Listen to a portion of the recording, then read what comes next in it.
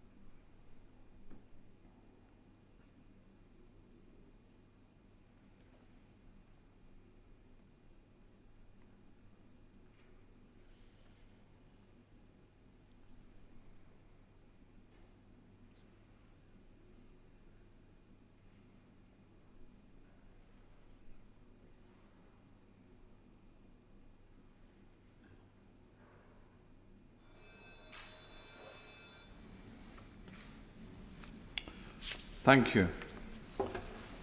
I'm sorry the House is returning in such tragic circumstances. Since we last met, we have lost two outstanding friends and colleagues, Sir David Amess and James Brokenshire.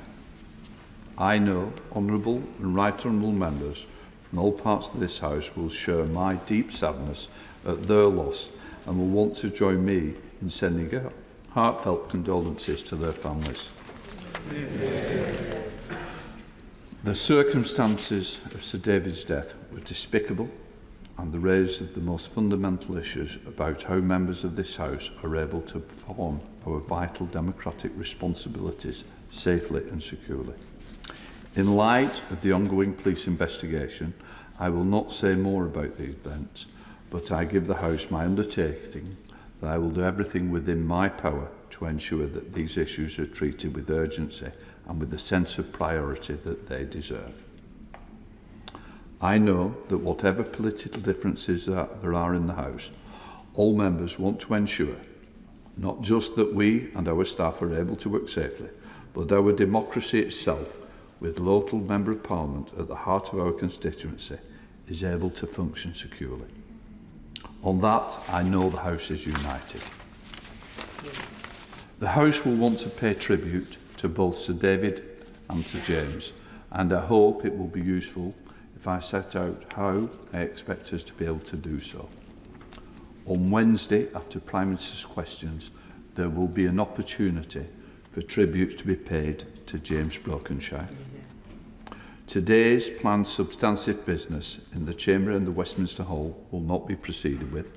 Instead, we will have Home Office questions, followed by an opportunity to pay tributes to Sir David Amess on a motion for adjournment to be opened by the Prime Minister. At 6 p.m, there will be a service of prayer and remembrance to commemorate Sir David at St Margaret's Church. I expect the House to adjourn approximately at 5:30 p.m. for those members who wish to attend the service, then to proceed from this chamber to St Margaret's. I know many members want to speak, and if we can bear that in mind, it will help us all that we get it on the record. And just to say, there will be books of condolence for members to sign, along with staff as well. So please, let us now move to questions to the Home Secretary. We now come to Cheryl Murray. One, please, Mr. Speaker. Home Secretary. Thank you, Mr. Speaker. Before I come on to my response, I will pay my tribute shortly to our dear friend Sir David. But I want to echo your words and start by saying that his killing is a terrible and sad moment in our history, an attack on our democracy and an appalling tragedy, and we are all thinking of David, Julia and their family. And I would, Mr. Speaker, like to echo your words about our dear colleague, James Brokenshire, the Member of Parliament for Old Bexley and Sidcup. who bravely battled cancer over the last year, and James, Kathy and their children are absolutely in all our thoughts. In response to question number 1, Mr. Speaker, these protests are extremely dangerous. They have caused great economic harm, they have caused misery and distress of the law-abiding public, and they have also prevented members of the public from going about their daily business. Thank you, Mr. Speaker. On Friday, we saw the worst type of illegal protest, where my good friend was stabbed as he did his job. Mr. Speaker, I hope to catch your eye later and give my own tribute to this most excellent fellow, and I thank you for making this possible. I know, sadly, on this occasion, it was one of our colleagues, but will the government review how we help to keep those safe, all of those people who work in public-facing roles? My honourable friend, I echo the words of my honourable friend actually in terms of her remarks and the points that she has made. And of course we have a duty and a responsibility, and there is a great deal of work taking place right now with Mr. Speaker, with our police forces across the country to do exactly that. And there'll be further updates over the next few days, particularly for members of Parliament, but also in terms of wider public protection. Chris Brown. Thank you, Mr. Speaker. I, of course, too, also pay tribute to Sir David Amess. I never managed to persuade him to support gay marriage, but he always asked after my husband, and I think that that was the character of the man. The difficulty is judging what the boundary is between legal and illegal protests, because some people protesting online use vile abuse. They think that that's perfectly justifiable. We seem to have developed a toxic way of doing our politics. How do we simply change that so that we become a bit more like Sir David, and for that matter, a bit more like James? Well, my right friend actually raises, I think, actually something that has just been captured actually by the mood of the nation around the discourse that we have in public life. Now, clearly, the online space, we see far too much cruelty online. And I think all of us have a responsibility and a duty to work together. And I do think working together is part of the solution here. And then, of course, when it comes to this place and to public life and politics, I would use one word, and that is respect. Julian Sterling. Number 2, Mr. Speaker. Mr. Speaker, can I start by associating myself with the remarks of the Home Secretary with regard to James Brokenshire, who I worked with over the last 15 years on all manner of subjects. He was a lovely man and a pleasure to know. It's also a poignant moment as I group this question with question 5 to realise that Sir David would have spotted the subject of these two questions, and given his long interest in animal welfare, should in any just world be bobbing behind us now to ask a question. Mr. Speaker, stealing a pet from its loving owner is a particularly cruel crime, causing heartbreak for families and great distress to the pet. The Home Office is working with the police to ensure pet thefts are recorded in a consistent manner and readily identifiable within Forces information management systems across England and Wales. The Pet Theft Task Force has recently made a series of recommendations which we're considering, and we will introduce a new criminal offence for pet abduction. As well, wasn't it, Minister? Yeah. So, Julian Sterling. Thank you, Mr. Speaker. Can I start by adding my tribute to Sir David? He was dedicated, as the Minister said, dedicated his career for better animal welfare. And I know that this topic was one that was very close to his heart, and he had been lobbying the Minister very hard on. Mr. Speaker, as we continue to see the rise in pet theft by criminal gangs who are using these proceeds to fund further criminal activity, does the Minister agree that we have to bring forward legislation on this as quickly as possible? We cannot delay any further. And can the Minister give us a clear timescale on when we're going to see this legislation and we can vote on this important legislation in this House? Well, Mr. Speaker, the honourable gentleman is absolutely right that unfortunately one of the effects of the pandemic, particularly the rise in the value of pets, particularly dogs and cats, who have been happily in demand by many families who look to them for companionship, has brought with it a criminal phenomenon which we need to address. The task force has made a number of recommendations, and while I can't give the honourable gentleman an absolute timetable today, he has our undertaking that we are keen to move as swiftly as possible to give him the opportunity to put this offence on the statute book. Simon Baines. Thank you, Mr. Speaker. I, like other honourable members here, am honoured to ask this question in the memory of Sir David. I met with local residents concerned about pet theft recently in Hanmer, in my constituency in Clwyd South. And what message would the Minister give to those constituents who have been worried about this issue locally? Well, Mr. Speaker, it's typical of the honourable gentleman that he would gather his constituents together to give voice to their concern in this area. I think the message that I would give them is that we recognise their distress and concern. As a dog and a cat owner ourselves, it's inconceivable that our pets might be stolen, and the damage and trauma that would be caused to my family if that awful event were to happen is very keenly in our mind. The policy development work in this particular offence has now begun. And as I said earlier, we hope to bring legislation forward as quickly as possible so that he and the many other members who are very interested in this subject and recognise the distress that's being caused in communities up and down the land by this crime can exercise their free democratic will and put the offence on the statute book. Ian Paisley. Not here. Crispin Blunt. Mr. Speaker, we currently have no plans to reschedule psilocybin to Schedule 2 of the Misuse of Drugs regulations. The Advisory Council on the Misuse of Drugs has recently published Stage 1 of its advice on reducing barriers to research with controlled drugs. We will consider the advice, including its implications for psilocybin, carefully before responding. Crispin Blunt. Thank you, Mr. Speaker. Does my right honourable friend understand the emerging potential of the psychedelic class of drugs with psilocybin to the fore to treat depression, trauma and addiction? Now, some of this science was emerging in the 1960s, before our current drugs laws closed it down. Last year, or in 2019, 90,503 of our fellow citizens were driven to suicide by their depression or trauma, or whose rock bottom in addiction has been death. If there is any scale of potential for these drugs, and it appears that there is, any further delay in getting the science and the research going is not defensible. In fact, it's a morally disgraceful abrogation of our duty to the public good. Well, Mr. Speaker, as a founder of the All-Party Group on Life Sciences, I am well aware of the potential of any number of compounds to assist us in the constant battle against mental and physical illness, and the need for this country to lead in research that might alleviate the problem not just here but in the rest of the world. But the Honourable Gentleman will know that in particular where it comes to rescheduling of particular compounds, we do so where medicines are approved on the advice of the MRHA and of the ACMD.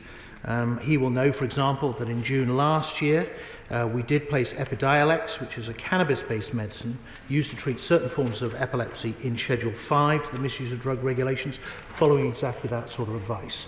There are ongoing trials and research studies into psilocybin taking place into the UK, and while a medicine has yet to be licensed by the MHRA, if and when it is, we will consider rescheduling.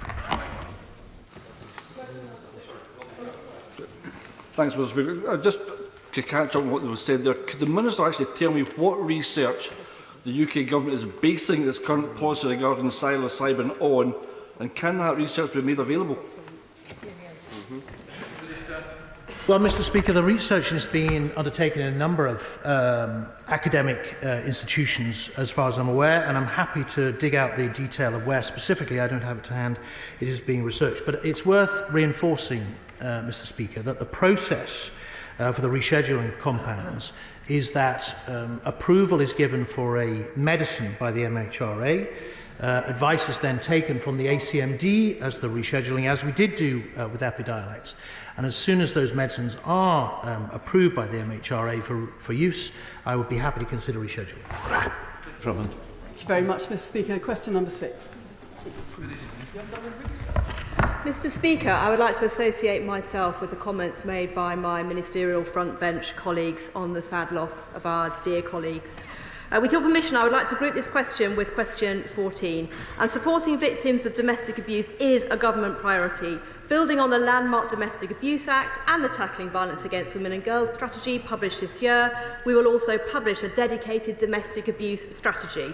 And this strategy will drive action to prevent offending, support victims, relentlessly pursue perpetrators and strengthen the system as a whole. Drummond. Thank you very much, Mr Speaker. And can I place on record on behalf of my Mearn Valley constituents and myself our deep and utter shock about the death of Sir David Amess and also that of James Brockenshire. And can I pass on their deepest condolences to his family, constituents and many families and their friends here and outside Westminster. In Hampshire over the last year, there were 26,785 domestic abuse offences recorded, with the first period of lockdown showing a 14% increase year on year. Would my right honourable friend continue her support for police and crime commissioners like Donna Jones in Hampshire, who are tackling this dreadful crime as a priority? Well, can I thank Donna Jones for the way that she has prioritised this crime, backed by an uplift in the Hampshire Police funding settlement. And I can assure her that we'll be working closely with policing colleagues, including police and crime commissioners and the new policing lead for tackling violence against women and girls, Maggie Blythe, to drive forward improvements in policing's response to these crimes. Furthermore, we'll be publishing a refreshed national statement of expectations on violence against women and girls to support local commissioners, including PCCs, in commissioning effective services. Mr Speaker, anyone can be a victim of domestic abuse, regardless of gender, age, ethnicity, religion, socio-economic status, sexuality or background. But how many men have been subjected to domestic abuse, and what is offered to them differently to women? Well, my honourable friend is, of course, absolutely right that men and boys can be victims of domestic abuse, and indeed these other crimes that fall under the umbrella of what we call violence against women and girls. And for the year ending March 2020, the Crime Survey of England and Wales estimated that 757,000 men experienced domestic abuse, which is approximately 7 in 100 men. So we have done a lot of work to publish the first ever cross-government male victims position statement to strengthen our response. We do need to refresh the male victims position statement, and we do also fund the men's advice line run by Respect to provide specialist support to these victims. Sir Desmond Sway. Sir.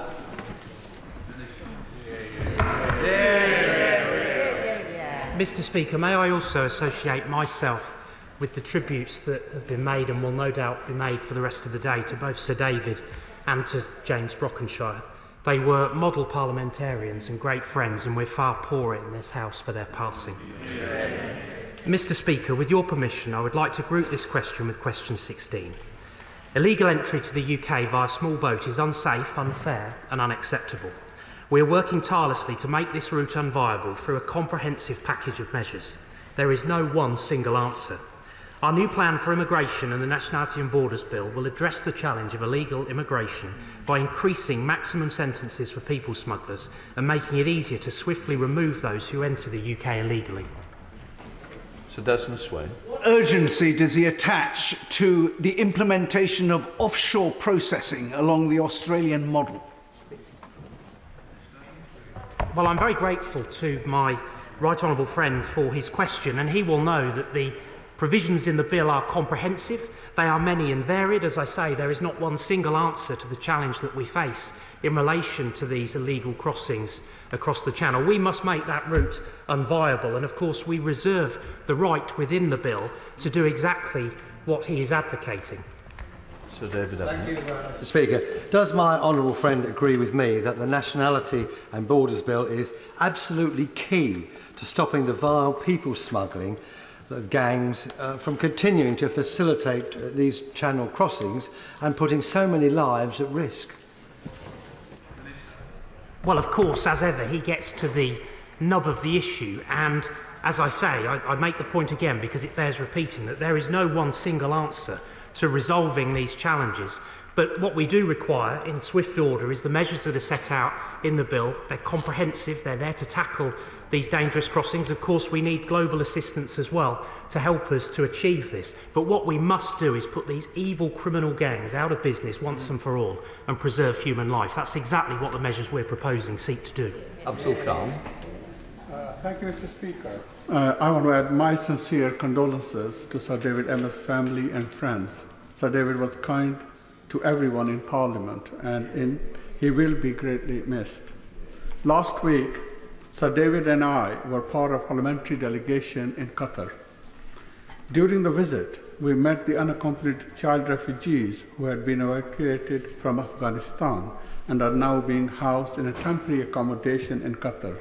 As many as 13 of these children have family members in the UK and are desperate to be reunited with them.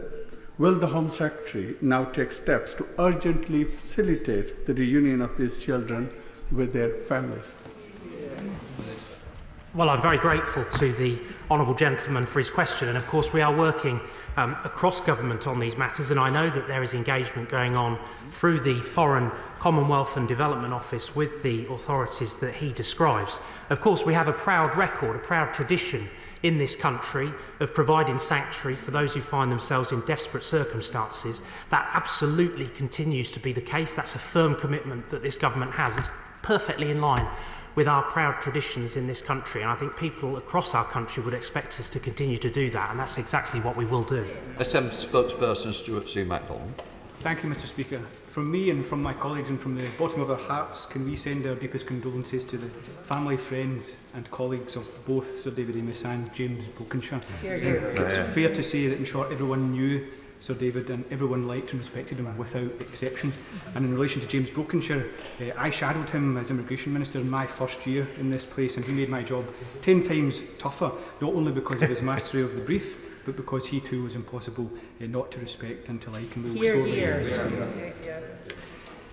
Mr. Speaker, at the last question session, the Home Secretary suggested I hadn't read the Borders Bill when I said that it would see Uyghurs, persecuted Christians and Syrians fleeing war prosecuted and sentenced to prison. But I have read it, and that is precisely what Clause 37 will do. I welcome the Minister to his place, but if he doesn't want to see Uyghurs, persecuted Christians and Syrians prosecuted and imprisoned, will he take that clause out of the bill? Well, I would expect nothing less from the honourable gentleman, given that we're beginning line by line consideration tomorrow in committee, and I've no doubt that he will have studied every single clause very, very carefully and will be interrogating me on each of them. Look, we don't want to see anybody persecuted, and as I've said previously, as a country and as a government, we are absolutely determined to make sure that there continue to be safe and legal routes so that people can continue to access sanctuary in this country where people qualify. And of course, through our international engagement, we always press home that human rights must be respected and upheld at every turn. John Barron. Thank you, Mr. Speaker. I very much warmly welcome the Minister and indeed the Government's forthcoming legislation on this issue, but can I urge him to take utmost haste and speed in delivering it to this House for our consideration? The trade, if you like, of human trafficking is a hideous crime. Lives are being lost now.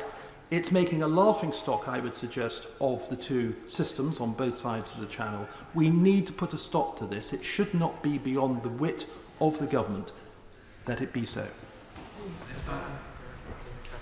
Well, I'm very grateful to my honourable friend who has consistently been raising these matters, and he is right to say that we want to deliver the provisions of the Nationality and Borders Bill as quickly as possible, because we believe that they are fundamental to preventing these dangerous channel crossings as part of an overall package to deliver on that. And I hope that the bill will command support from across the House. He's also right to raise the issue of collaboration with our international partners, and of course the French are integral to that. We have an arrangement with the French. It is bearing results. There is clearly still more to do, but it is the case, Mr. Speaker, that this issue cannot be resolved entirely without that collaboration. Question 8, Mr. Speaker. Mr. Speaker, no illicit drug can be assumed to be safe. McCarthy. Right. I want to echo the tributes, obviously, to Sir David Amess and to James Brokenshire, and my commiserations to their friends and family. Over a single weekend in Bristol this summer, one young person died and 20 others were hospitalised, leading to police warnings about a lethal batch of pills circulating in the city. And it's just not enough for the government to say, don't do drugs. That clearly doesn't work. So will the government work with organisations like In the Loop that do provide testing, or provide its own drugs testing service like the Welsh Government has been doing since 2014? That's the only way that you're going to save lives. Well, Mr. Speaker, we're obviously all distressed to hear the news from Bristol, and any life lost to drugs is obviously to be mourned. Anyone interested in lawfully undertaking activities that include the possession, supply or production of controlled drugs, including in the course of drug testing services, can already apply to the Home Office for a domestic licence when they will be subject to the usual visits and considerations about the activities that they undertake. But I do understand the Honourable Lady's implication that we should look at this subject in the round, and it is our hope that we'll publish a comprehensive cross-government strategy on drugs, as I say, in the round, and their impact and what we can do about them later this year. We now go to Laura Fowles. Benign, Mr. Speaker. Cases including the sickening murder of Sarah Everard and the appalling murders of Bieber Henry and Nicole Smallman have caused immense pain and understandably prompted huge concerns. That's why the Home Secretary commissioned an inspection of the police response to violence against women and girls, and we supported the recommendation to appoint a full-time national policing lead to drive forward progress on this hugely important issue. Thank you, Mr. Speaker. I also want to extend my deepest sympathies to the families of Sir David Amess and James Brokenshire. Southend has lost 2 sons, and we've lost 2 very special parliamentary colleagues. I'd also like to recognise the work that my right honourable friend, the Home Secretary, has been doing over the last few very challenging weeks, which have had damaging implications for the relationship between the police and the safety of women. Last week, the Times reported that of disciplinary hearings that have been conducted over the last 3 years, over half were held in private and almost no force published the findings. We know how important transparency is when it comes to public confidence, so could my honourable friend say what steps she is taking to ensure that members of the public can see what is going on with their local force? Well, my honourable friend is absolutely right that public confidence in the policing response is vital in tackling violence against women and girls. And I'm determined, as is the Home Secretary, to do all we can to combat these sickening crimes. We are committed to ensuring that policing is subject to stringent levels of transparency and accountability. Misconduct hearings are chaired independently of forces by legally qualified chairs. Sometimes those hearings must be held in private for several legitimate reasons, but we will be looking at this matter further to make sure that the system is accountable to the public. Shadow Minister Jessica. Thank you, Mr. Speaker. Obviously, we all on this side of the House wish to be associated with the words of the Home Secretary and send our love and best regards to Sir David's family. He was kind and good, but for me, above all else, he was funny, and he didn't take himself too seriously. And as for James, as the Immigration Minister, he was incredibly approachable and kind, and a good and thorough minister. I wish also just to briefly say, from this side of the House who know how it feels to have someone fall, our love, through you, Mr. Speaker, is with all of those friends and colleagues of those who have died. I simply rise to ask the Minister if her department have decided if they are going to implement all the recommendations and the timeframe laid out in Her Majesty's Inspectorate of Policing report last month in order to improve our national response to violence against women and girls.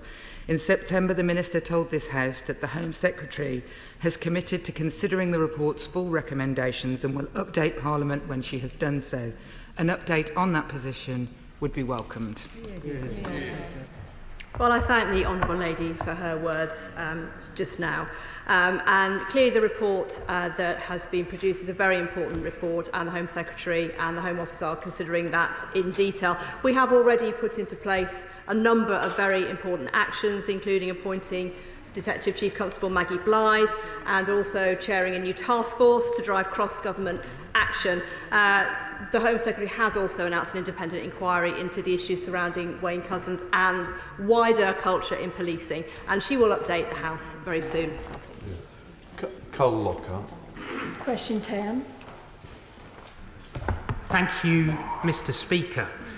When we introduced the new skilled worker visa last year, we broadened the skills threshold from the academically focused graduate level under the previous Tier 2 visa to school leaver level, RQF3, to ensure a wider range of skilled work was recognised. This change means roles such as butcher, farmer and poultry processors qualified for the skilled worker route, allowing recruitment on a global level into them. Carl Lockhart. Thank you, Mr. Speaker, and can I extend my thoughts and prayers to Sir David Amess and James Brokenshire's family, friends, colleagues and staff today, and I trust that I will have the opportunity to speak later further on this matter. Mr. Speaker, I thank the Home Secretary for meeting with myself and party colleagues on this issue just a short number of weeks ago, and for the actions taken since then to alleviate the labour supply pressures. However, I do fear the short window of opportunity being offered will not be enough to attract the necessary workers. Additionally, our farmers, particularly our pig farmers, are in crisis as we speak in this House today. What additional efforts are being made alongside DEFRA to support this industry, meet the pressing demand for labour, with farms backing up with healthy pigs and abattoirs cancelling 25% of their pig slaughter due to staff shortages? Well, I'm grateful to the Honourable Lady for her supplementary question, and I note that she met the Home Secretary recently to talk about this, and of course events have moved on since, and we've had flexibility on visas. Obviously the issues around cold storage are being addressed, but what is clear is that this is a short-term fix, not a long-term solution, and I think what we must do is continue to focus, and I think people in our country would rightly expect us to focus on what more we can do to make sure that we improve skills and training and wages and terms and conditions, to make sure that the domestic labour market is able to fulfil these roles in the longer term. But we have been responsive to industry's asks, and of course our ears continue to be open. Peter Bell. Thank you, Mr. Speaker. It would have been very appropriate today.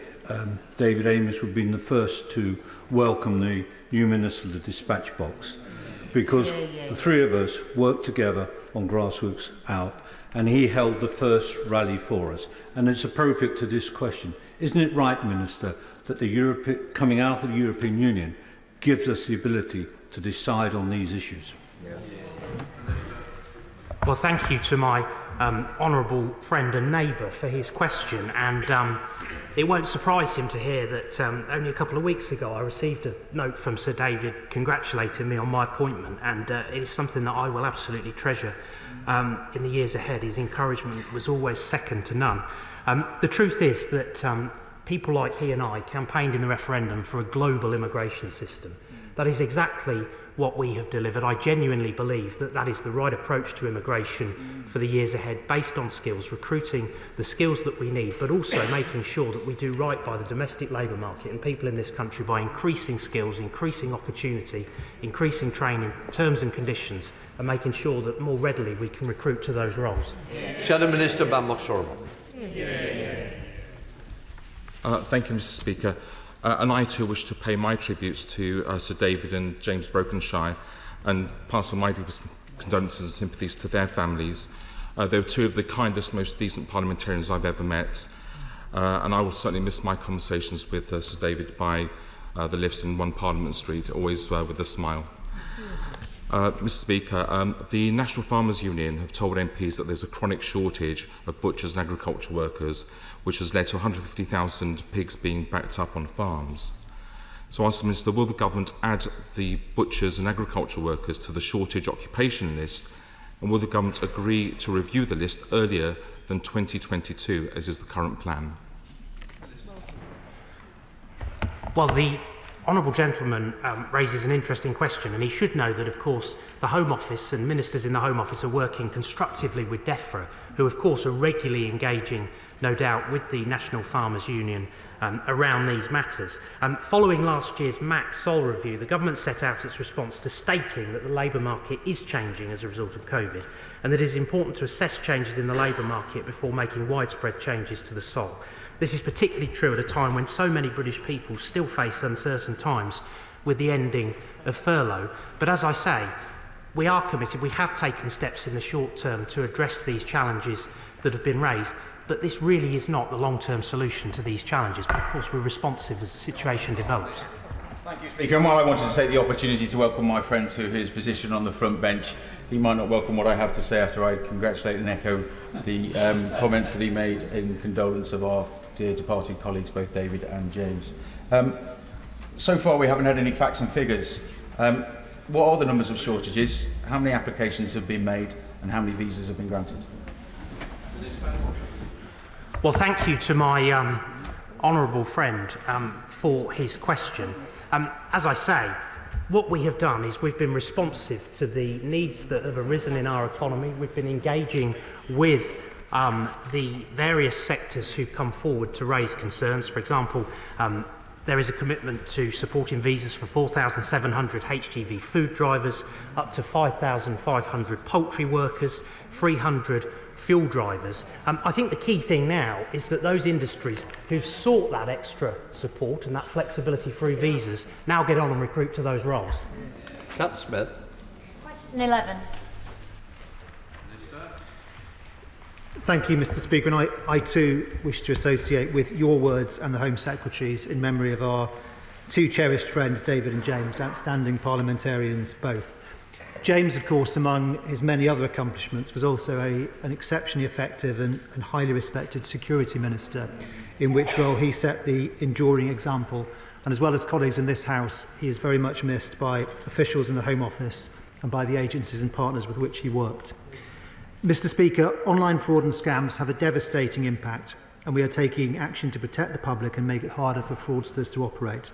And the Online Safety Bill will tackle some of the highest harm frauds online. Cat Smith. Thank you, Mr. Speaker. And I wish to put on record my own condolences to the families of James Brokenshire and Sir David.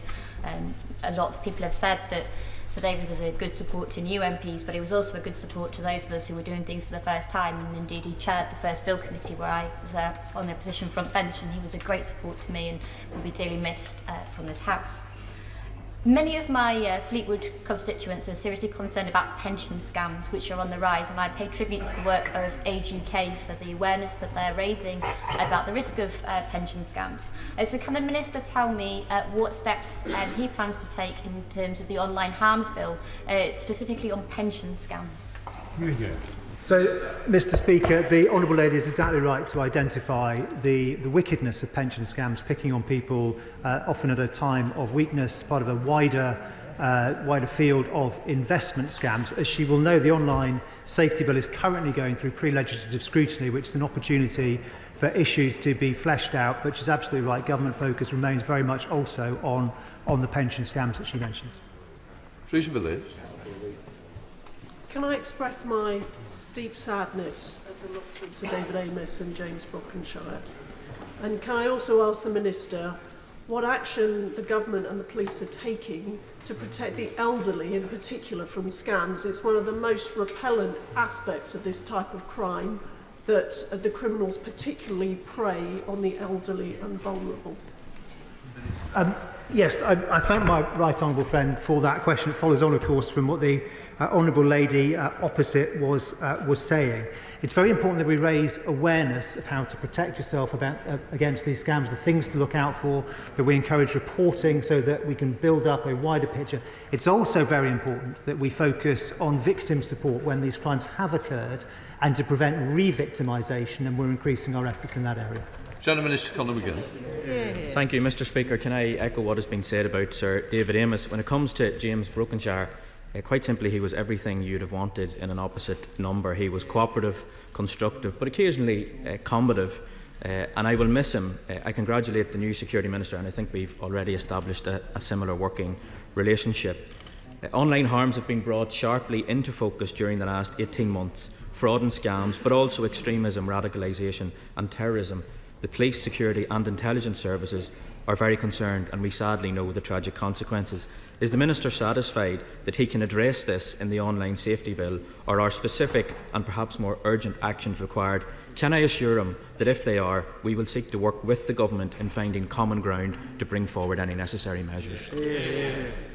Well, I'm going to start by thanking the Honourable Gentleman twice over, first of all for what he said at the start, but also for his expressions of support for doing what we need to do to make sure that these terrible messaging, propaganda and ways of association with the most horrific outcomes and consequences they can have, that we disrupt them and that we thwart these efforts. There are important steps in the online safety bill to do with illegal content, and I think that will improve our arsenal, our toolkit. But there are other things we need to work on as well, in particular the issue of end-to-end encryptment and the deliberate blinding of platforms to themselves against being able to take down very harmful material is something which I look forward to working with him on. Mr Speaker, and may I pay respects on behalf of the people of Stroud to the families of Sir David and James Brokenshire. On the BBC yesterday, my right honourable friend, the Home Secretary, was compelling when she spoke about the challenges of tackling anonymous abuse and understanding that the public are looking to us to make changes here. Will my right honourable friend meet with me to discuss my verification campaign with a group Clean Up the Internet to see how your department can also assist this work? Mr Speaker, I'll certainly meet with my honourable friend and recognise that she's done a lot of work in this area. I do want to make very clear to people that where they are engaged in illegal abuse, they can be identified and they can be prosecuted via existing legislation, Police and Criminal Evidence Act of 84 and the Investigatory Powers Act 2016. But I do accept there are more aspects of this, and I was very happy to meet with her and look forward to hearing her thoughts. Yeah. We now go to topicals. Kate Osborne. Number one, Mr Speaker. Thank you, Mr Speaker. The whole country is horrified and shaken by the dreadful killing of our colleague and friend Sir David Amess. There's been a tidal wave of stories about David's kindness and compassions from all quarters. And to me, he was a dear and loyal friend. We are all utterly devastated for David's wife Julia and their family and loved ones. David, Mr Speaker, as we've already heard across the House, had a huge number of friends in this House, in his constituency, in the county of Essex and well beyond. The causes he supported, we've heard, were diverse and so many, both relating to people and, of course, much-loved animals. And many sessions in this House were enlivened, Mr Speaker, by his calls for city status for Southend. It is agonising to know that we will not see his wonderful smile again. And it took no effort on David's part to conduct the business of politics in a civilised, good-humoured way which came naturally to him. Decency ran through him like the writing in a stick of Southend rock. David represented all that was good about this place, so let us all carry his light forward and reflect his passionate commitment to making things better for the people we serve. Kate Osborne. Can I pay my respects to Sir David Amess and James Brokenshire and send my best wishes to his family, his friends and his staff. Mr Speaker, today on Anti-Slavery Day, statistics obtained by After Exploitation show that since 2016, over 4,500 suspected trafficking victims have only been referred for support after leaving immigration detention. This shows a major failing and demonstrates how the trauma of detention prevents victims from disclosing their exploitation.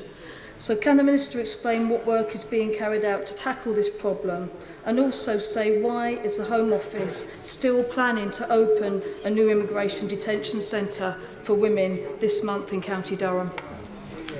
Thank you, Mr. Speaker. Well, first of all, on the really important point that she has made around modern-day slavery and trafficking, the government is absolutely committed to undertaking every steps and every measures to provide support through the national referral mechanism and also support in terms of victimisation through much of the modern-day slavery work that we do as well. I should just like to reassure the Honourable Lady, Mr. Speaker, that actually through the current Borders and Nationality Bill, there is greater work taking place now in terms of what kind of measures we can put in place to safeguard the victims, safeguard their testimony and make sure that they get the support that they need. Fletcher. Thank you, Mr. Speaker. May I place on record my own condolences to the families of the two colleagues that we have lost. I recently undertook resident surveys in Heath and Shirebrook in my constituency, and it showed that there was strong demand for more bobbies on the beat to tackle antisocial behaviour. Can I ask my honourable friend what progress we have made in getting more police on the streets in Derbyshire? Well, Mr. Speaker, can I commend the honourable gentleman for engaging with his constituents on what is very often easily the most important subject close to all of our constituents' hearts. He will be pleased to hear that we are now approaching the halfway mark on our 20,000 extra police officers, which obviously represents a gross recruitment of something over 20,000, and I hope that he will feel the effect of the now well over 100 police officers recruited by Derbyshire Constabulary on the streets of his constituency in the weeks to come. Shadow Home Secretary Nick Thomas-Symonds. Thank you, Mr. Speaker. I first met Sir David Amess when I entered this House in 2015, and when as a new member he approached me to ask how I was and how I was settling in.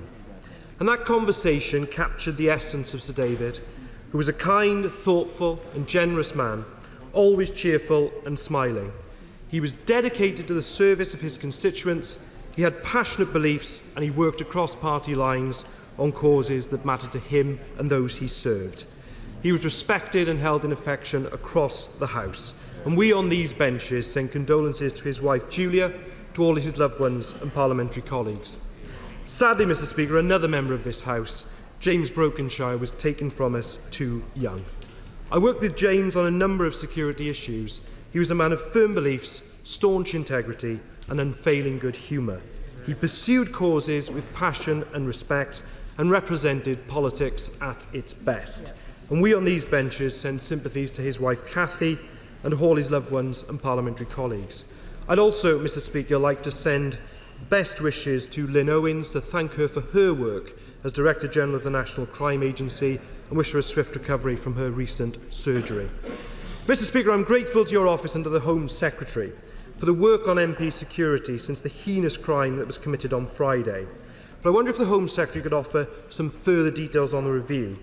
Can she confirm when the review she announced will be completed and what she will do too to ensure that any recommendations are applied consistently by police forces up and down the country? Well, I thank my right honourable friend, first of all, for his comments regarding Sir David, James and Lynn as well, Lynn Owens.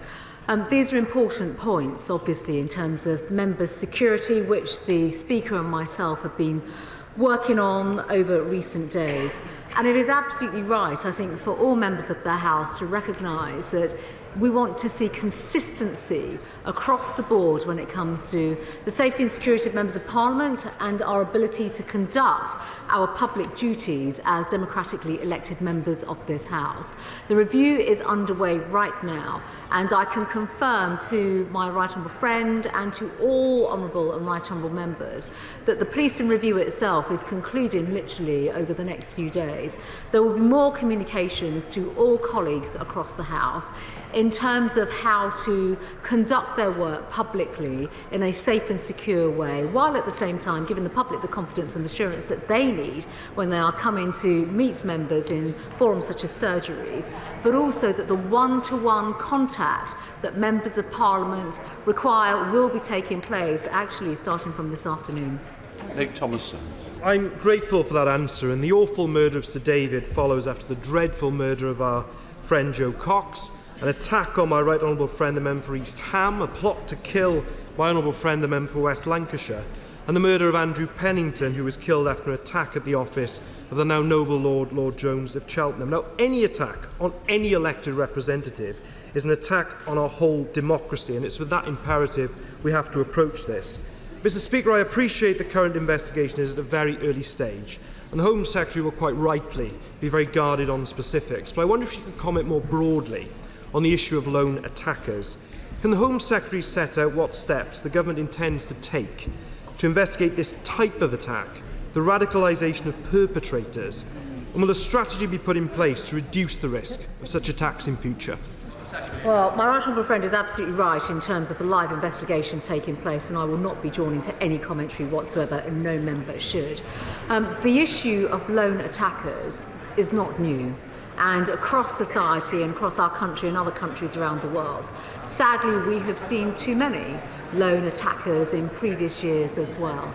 There is a great deal of work taking place, and sadly we will continue to discuss actually the work across intelligence, policing, security, prisons and probation as well. The work that takes place to prevent these attacks, but also the data and intelligence sharing that is undertaken across our systems, across government, but across all aspects of various institutions and society, linked to, of course, some of the current inquiries that are also taking place. So there's a great deal of work that is in flight right now, underway. But I also think it is important to recognise, and I would like all members of the House to hear this, we have some of the best intelligence and security agencies in the world. I want to pay tribute to them today and our police forces for the work that they have been doing, specifically in regards to the current investigation, but also the much wider work that they do to keep us safe every single day. Spencer. Thank you, Mr. Speaker, and I'd like to associate myself with the remarks made by yourself, the Home Secretary and other honourable members, and pay tribute to Sir David Amess and James Brokenshire, two fantastic and honourable MPs, cruelly taken before their time, and their friends and families are in all our thoughts and prayers. Now, on the review of security of MPs, does my right honourable friend agree with me that one of the things that makes our democracy great is the unfettered access our constituents have to us, and that this must be protected and strengthened as part of this review? I thank my honourable friend for his question, well, for his comments and his question. He's absolutely right, and I think all of us, all honourable and right honourable members, take pride in their constituency work, and exactly that, the ability for constituents to approach us and for us to be approachable to them. Underway right now, there are a number of security reviews, but practical considerations that we are looking at, rightly to protect members and to protect the public, to enable us to carry out our functions as democratically elected members of this House. SNP spokesperson Stuart C. MacDonald. Thank you, Mr. Speaker. Having expressed our condolences, can we also express our thanks both to you and the Home Secretary for the work that's already ongoing to review and improve our security. I agree with the Home Secretary that we must make it our mission both to improve safety and to protect the close links between the public and their representatives. But will she agree that this must be true at all levels of democracy? And I mention in particular our local councillors at the coalface, often doing surgeries alone, week in and week out. Right, my friend is absolutely right, and I would just like to pay tribute actually to all elected representatives across the United Kingdom, because they do conduct themselves day in, day out with great determination, and it is right, and there is work taking place, just to give the honourable gentleman in the House assurance through the Cabinet Office that we actually look at the right kind of measures in supporting. Slow. I want to echo every comment that has been made about David Amess and James Brokenshire. The introduction of damping in 2004 to the police funding formula has cost Bedfordshire about 95 officers on the beat. Will the government commit to scrap damping as quickly as possible to be fair to Bedfordshire and the other forces affected, and to do so as quickly as possible? Well, Mr. Speaker, I've made a commitment in this House before that we'll introduce a new funding formula for police forces across the land before the next election. That is the objective that we're currently working towards, although I would warn everybody that all cannot have prizes.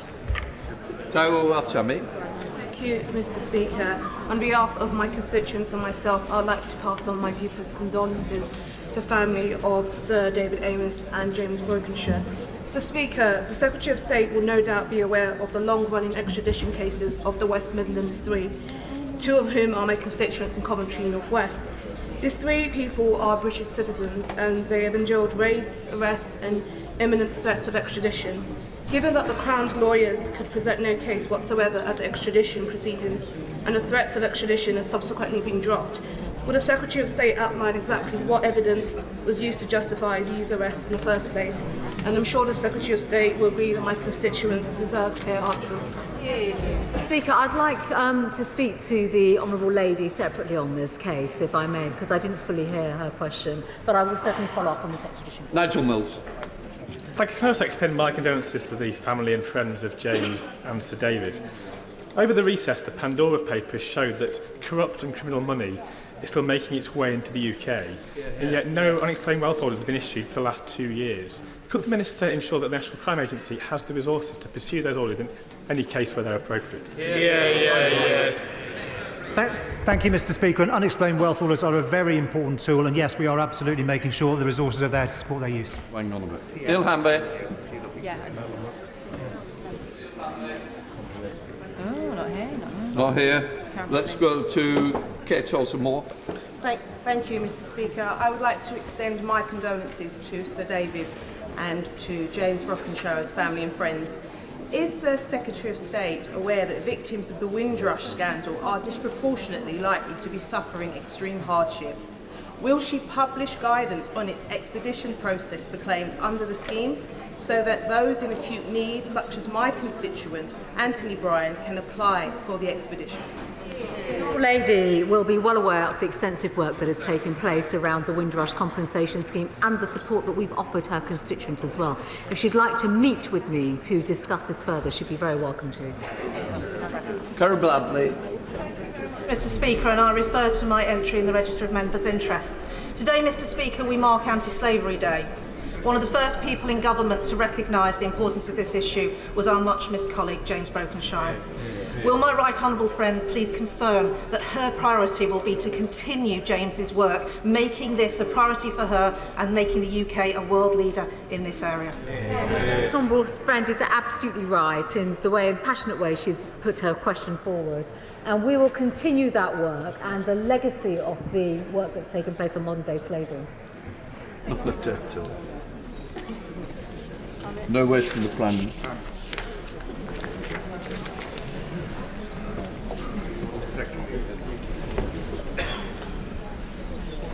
Order. In a moment, I will ask the Prime Minister to move a motion for the adjournment of the House, which will give an opportunity for us to pay tribute to Sir David Amess. As I said earlier, the issues raised by the circumstances of Sir David's death will be looked at urgently and with the utmost priority. I would also remind honourable and right honourable members that a police investigation is ongoing. So our focus this afternoon should be on Sir David's life and his contribution to our democracy. In nearly 4 decades in this House, Sir David was second to none in his determined commitment to his constituents, firstly as the member for Basildon between 1983 and 97, and since then as the member for Southend-West. He was tireless in making sure the voice of Southend-West was heard in this chamber. It's difficult to believe that we will not hear him make the case for Southend achieving city status. Before the next recess, definitely. He worked equally hard outside of the chamber for his constituents, always going the extra mile to make sure their case was heard and their needs were met. He used his skills as a parliamentarian to pilot numerous pieces of legislation onto the statute books, reflecting his political priorities such as fuel poverty and, of course, animal welfare. He was much more admired as a member of the panel of chairs, respected across this House for his fairness and expertise. I would also like to thank the speakers from around the world who've sent messages of support, including Speaker Pelosi and Speaker Smith of Australia, along with many, many more who wanted to let us know that Congress and the Australian Parliament are thinking of us, David's family, and all at this time. On a personal level, David was a lovely man. He was well liked by members and staff alike, and during his almost 4 decades here, built a reputation for kindness, generosity, sustained by his faith. David was devoted to his family. As much as we will miss a much-loved fellow parliamentarian, The loss felt by David's wife Julia and their children is unimaginable. I know the whole House will want to join me in sending them our deepest condolences. I now call the Prime Minister. Mr. Speaker, I beg to move that this House do now adjourn. The passing of 72 hours has done little to numb the shock and sadness we all felt when we heard of the tragic and senseless death of Sir David Amess. This House has lost a steadfast servant, we've lost a dear friend and colleague, and Julia and her children have lost a loving husband and devoted father. Nothing I or anyone else can say will lessen the pain, the grief, the anger they must feel at this darkest of times. We hold them in our hearts today. We mourn with them, and we grieve alongside them. Sir David was taken from us in a contemptible act of violence, striking at the core of what it is to be a member of this House, and violating the sanctity both of the church in which he was killed and the constituency surgery that is so essential to our representative democracy. But we will not allow the manner of Sir David's death in any way to detract from his accomplishments as a politician or as a human being.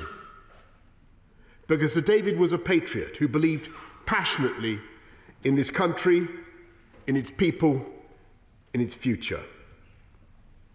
He was also one of the nicest, kindest, and most gentle individuals ever to grace these benches. A man who used his decades of experience to offer friendship and support to new members of all parties, whose views often confounded expectation and defied easy stereotype, and who believed not just in pointing out what was wrong with society, but in getting on and doing something about it. It was that determination to make this country a better place that inspired his outstanding record on behalf of the vulnerable and the voiceless. The master of the Private Member's Bill and 10-Minute Rule Bill, he passed legislation on subjects as diverse as animal welfare, fuel poverty, and the registration of driving instructors. He was a prodigious campaigner for children with learning disabilities and for women with endometriosis, a condition on which he became an expert after meeting a woman at one of his constituency surgeries. Behind the famous and irresistible beam lay a seasoned campaigner of verve and grit, whether he was demanding freedom for the people of Iran or courting votes in the Westminster Dog of the Year contest, whether he was battling for Brexit or fighting his way to the front of the parliamentary pancake race.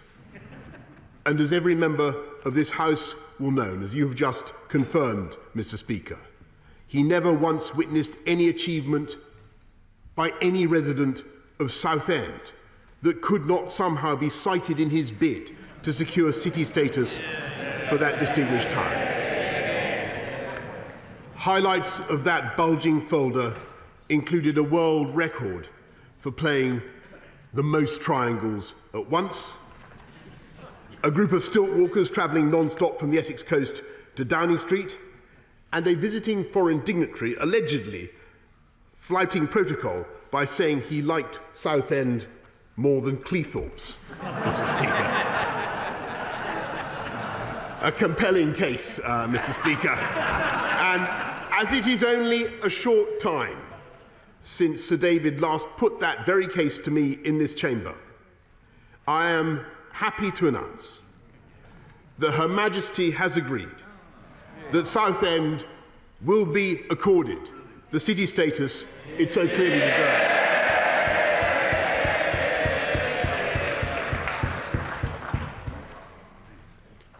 That Sir David spent almost 40 years in this House, but not one day in ministerial office tells everything about where his priorities lay.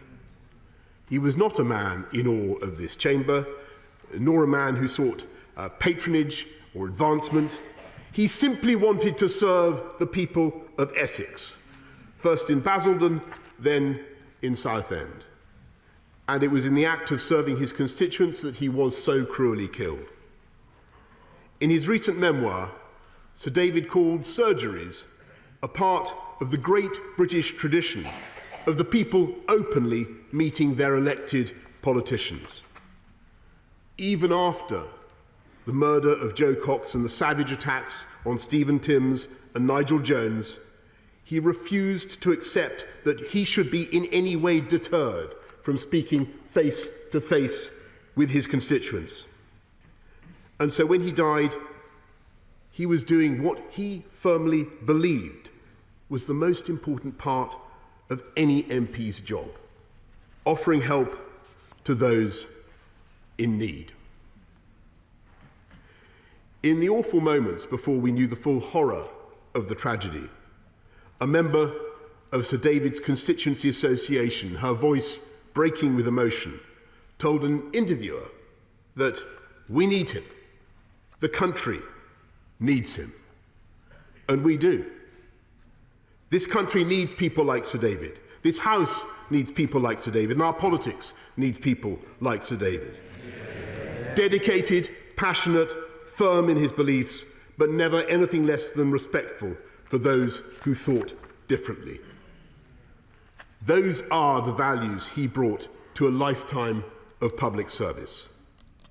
There can be few among us more justified than him in his deep faith in the resurrection and the life to come.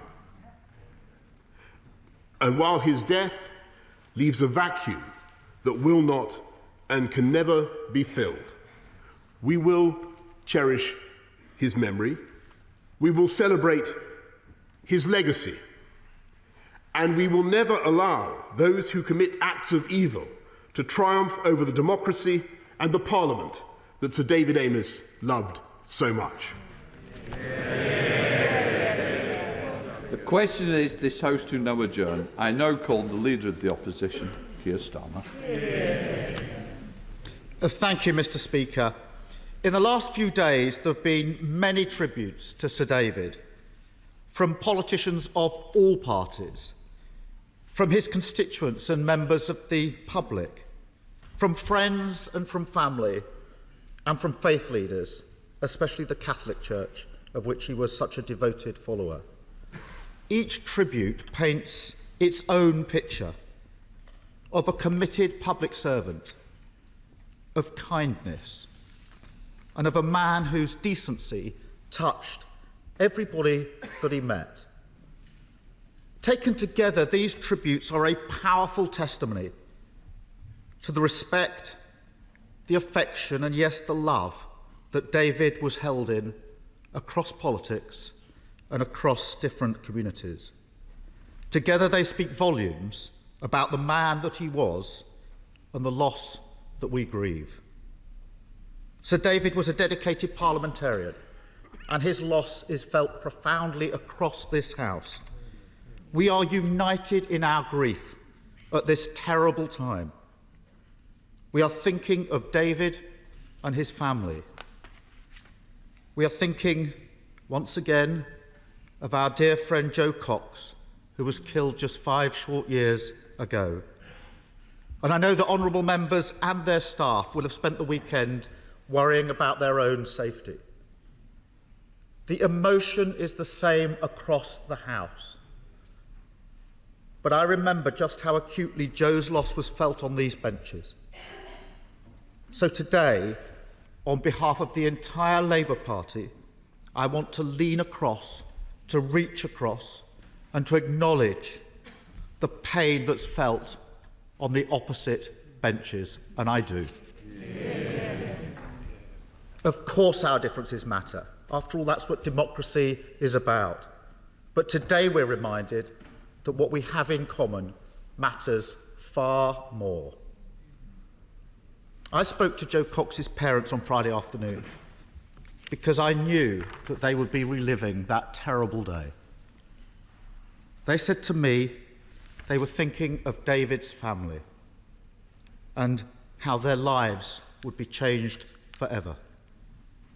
So today, just as the Prime Minister has said, this House holds in our hearts David's wife, Julia, his children, Catherine, David Jr., Sarah, Florence, and Alex, and all of those who loved him. We cannot begin to imagine what they're going through, but our thoughts, our love, and our prayers are with them. I also thank those who did everything they could to save David's life and our emergency services who run towards danger to protect us. And I just want to take a moment to think about, for all of us to think about, David's staff and what they must be going through.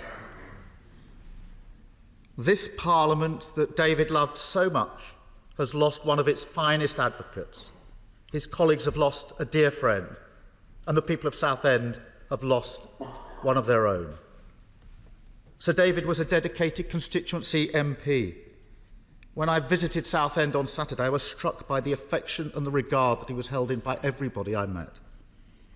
He rejected ministerial office to focus on Southend, and we remember his historic battle to see it given city status. And I'm so pleased at the announcement the Prime Minister has just made. It is a fitting tribute to Sir David's hard work. It really is. Fitting because David delivered on the causes he championed. He cared about them. He passed a bill that forced action on fuel poverty. He paved the way for better standards of fire safety and delivered protections for animal welfare. And no tribute has emerged in recent days that resonates more vividly than that of his former parliamentary staffer, Edward Holmes. As he was in his first job out of university, Holmes forgot to tell Sir David about an urgent call that the then Prime Minister, David Cameron, had made. He said he felt terrified until he finally plucked up the courage to tell David, whose response was typical. "Don't worry about that, Edward." So relaxed was David that Mr. Holmes says he suspects he never actually called the Prime Minister back. That tells of a politician who had his priorities right. One who put his people before his party and his patch before his personal advancement. Even as a political opponent, he was a man and a politician we can all learn so much from. I use that phrase, political opponent, very deliberately, because David held his beliefs passionately, but gently. And I believe that not only can we learn from that, but we have a duty to learn from that. Civility matters, and it matters in politics. We must not lose sight of the fact that David's killing was an act of terror in our country.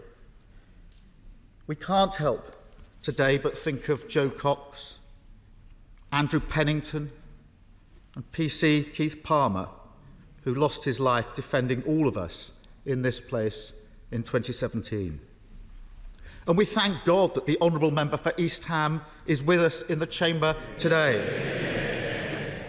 and that the Honourable Member for West Lancashire's would-be attackers were stopped in their tracks. And I know that politicians across the country, across this House, have their own experiences of threats to their security. Today is a chance to remember David. But in the weeks and days to come, we must confront the threats and violence that everyone faces in acting this country's democracy. It's too early for us to comment on the exact motivations and circumstances of David's killing. But I do want to finish by saying this. A cowardly attack on a public servant doing his job is an attack on our country and on our way of life. A way of life that prizes tolerance, democracy and respect, that accepts our differences but cherishes our commonalities, that refuses to succumb to the poison of extremism.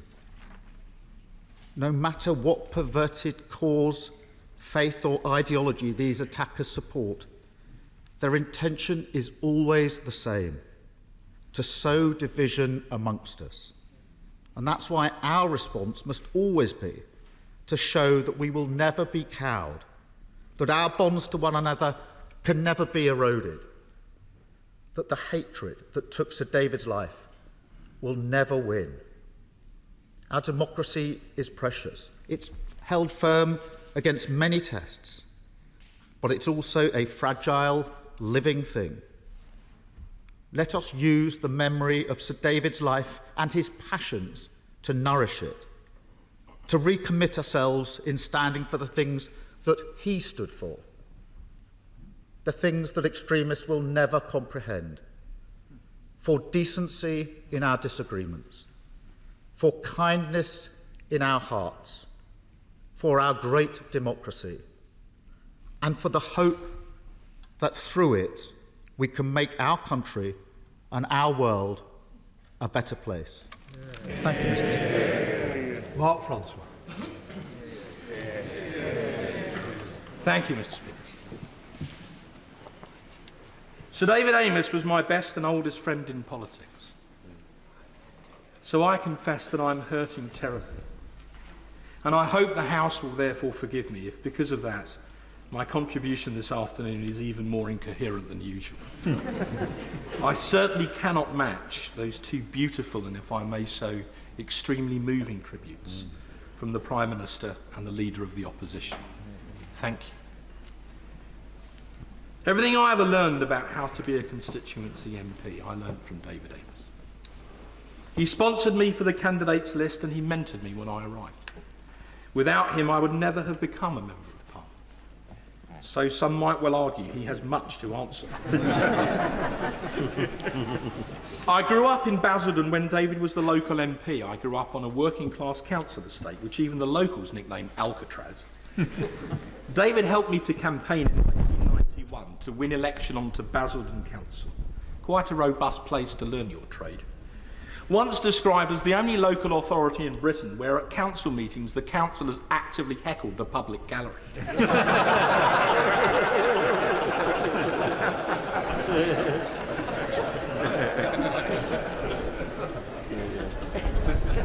I was there. Trust me, I'm a politician.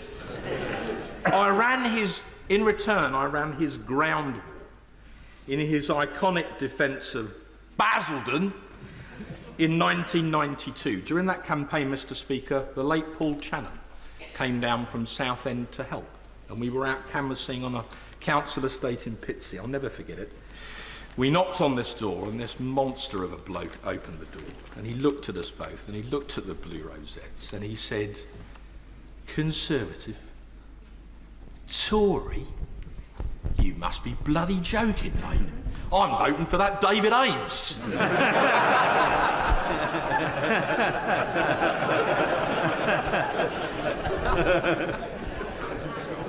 And I said, "I know when I'm beat, sir. Well done." And my partner Olivia and I were due to be on his table at the South and West Conservatives' annual dinner on the day that he was killed. But David is now our fallen comrade, sir.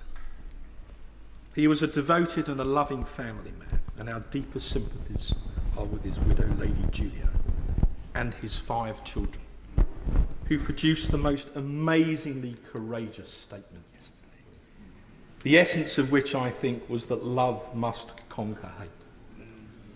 And I'm sure, sir, we all agree with that. He was an animal lover, a patriot, a Thatcherite, a Eurosceptic, a monarchist, and a staunch Roman Catholic, whose faith sustained him throughout his life. And he was a truly great friend in need. I can vouch for that. And a fine parliamentarian. He was probably the best potential father of the House we will now never have. He had a zest for life. He had a joie de vivre. For him, the glass was never half empty. It was 3/4 full. He was a doughty champion for Basildon and then for Southend.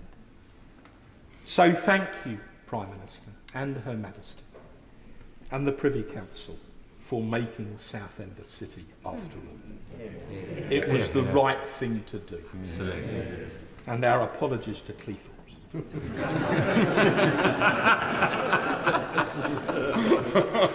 While you're at it, if you can help Southend United, they're having a bit of a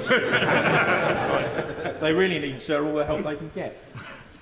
But you never knew what David was going to do next. That Essex cheeky chappy smile, that impish Amess grin, always with some hint of gentle mischief standing behind it. He once even persuaded His Holiness the Pope to bless a boiled sweet. But my friend and neighbour will explain in a moment, Mr. Speaker. But he did have a serious side too, and it's on that which I really want to focus the rest of my contribution today. In the last few years, David had become increasingly concerned about what he called the toxic environment in which MPs, particularly female MPs, were having to operate. He was appalled by what he called the vile misogynistic abuse which female MPs had to endure online, and he told me very recently that he wanted something done about it. 3 years ago, 3 years, my right honourable friend for Mid-Bedfordshire wrote a powerful article about this on Conservative Home, in which he quoted the following social media post. I want to see you trapped in a burning car and watch the heat from the flames as they melt the flesh from your face. I ask you, Mr. Speaker, what did she do to ever deserve that? Another fallen comrade, Jo Cox, whose sister now graces this place, said we have more in common than divides us. And I think she was absolutely right. Mr. Speaker, all of us, wherever we come from, came here to try and help people. We may disagree, sometimes passionately, about how best to help people, but surely we can all agree that we came here to try, for which we are now systematically vilified, day after day. And I simply say to you, ladies and gentlemen, that enough is enough. Because we all have absolutely one thing in common. We are legislators.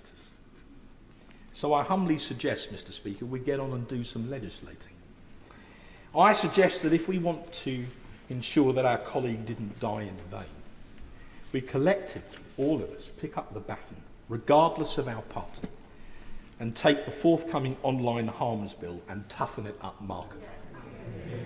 So let's put, if I may be so presumptuous, David's law onto the statute book, the essence of which would be that while people in public life must remain open to legitimate criticism, they can no longer be vilified or their families subject to the most horrendous abuse, especially from people who hide behind a cloak of anonymity, with the connivance of the social media companies for profit. The mood I'm in, Mr. Speaker, I confess I'd like to drag Mark Zuckerberg of Facebook and Jack Dorsey of Twitter to the bar of the House, if necessary kicking and screaming, so they can look us all in the eye and account for their actions, or rather their inactions, which make them even richer than they already are. And let's do that for all of our councillors, who are sick and tired of reading on Facebook after every planning committee the night before that, well, it must have been a brown envelope job. Let's do it for all those other people who hold surgeries, for GPs, who have carried on tending to the sick throughout the pandemic, but who are now being vilified online along with their loyal receptionists and staff just for trying to do their job. And if the social media companies don't want to help us drain the Twitter swamp, then let's compel them to do it by law, because they've had more than enough chances to do it voluntarily. So please bring in this bill, Prime Minister. And if you need any assistance in toughening it up, we're called the backbenchers of the House of Commons, and we're here to help. What better way to ensure that a fine parliamentarian did not die in vain than to enshrine one of his last wishes in legislation forever for the benefit of all of those in public life. There were many who wished to pay tributes, Mr. Speaker, so I'll end with this. Another thing about David was his legendary timekeeping, or rather the lack of it. He was so popular that his constituency events always ran late. There were so many people who always wanted to speak to him. So by the end of a busy constituency Friday, of which he had many, he was sometimes running up to an hour late. He invariably overran. And so in his honour this afternoon, so I'm afraid have I.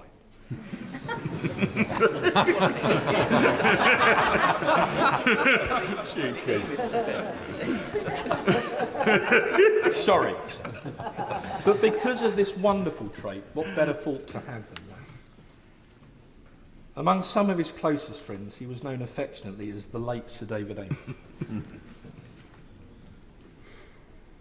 Well, now he really is the late Sir David Amess, isn't he? But I am absolutely determined, and I ask for your support in this, that he will not have died in vain. He's now resting in the arms of the God he worshipped so devotedly his whole life.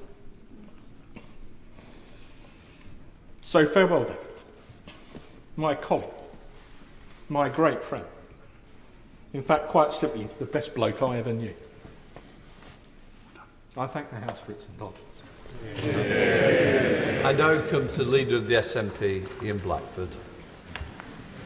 Thank you, Mr. Speaker, and it's a considerable pleasure to follow the honourable member for Rayleigh and Whitford, and I have to say, and I don't think I've ever said this after any of his contributions, I pretty well agree with every single word he said, and I hope the House does listen very carefully to what he said and the responsibilities that we all have. Mr. Speaker, we are gathered here united in mourning and grief at the loss of a proud champion of Southend, of now to be the city of Southend, a great backbencher, a beloved husband, and a father and dear friend to so many, particularly on the government benches. Sir David Amess was valued in so many ways, but I think the most powerful description he achieved was in some ways was the simplest and the most human. David was above all else a good and a deeply decent man. A man that would always greet you with a welcoming smile whenever you met him. For members and staff across this House, it will take time to come to terms with the terrible shock of the senseless loss of another colleague. Because just as our thoughts and prayers today are with the entire Amess family, we think too of the family of Joe Cox, who are forced to relive the nightmare of their experience all over again. Mr. Speaker, members of this House are being murdered while simply doing their job. That is the terrible reality that we are faced with. And just as we face it together, we need to put an end to it together. In providing that security and safety, we need to protect all those at risk. Because we all know that it's often our staff who are at the very front line of the threats and the abuse as well. So I welcome the review underway into MP security, but I would genuinely urge the Home Secretary to also include our staff as a central part of that security review. Hear, hear. The devastating loss of Sir David has once again laid bare that twin threat of terrorism and the toxic culture of hate and intolerance that has become all too common. So today, of all days, it is crucial that we show the same spirit and speak with one voice across this House, as indeed we are doing. I stand firmly with and echo the powerful and poignant words of both the Prime Minister and the Leader of the Opposition. But I also want to commend them for jointly going and standing together in Southend on Saturday. That was exactly the right image and the right message to send. People need to see that image of unity on Saturday, and it is an image and ethos of political leadership that we need to project in public far more often. A healthy democracy that engages with passionate disagreement as appropriate.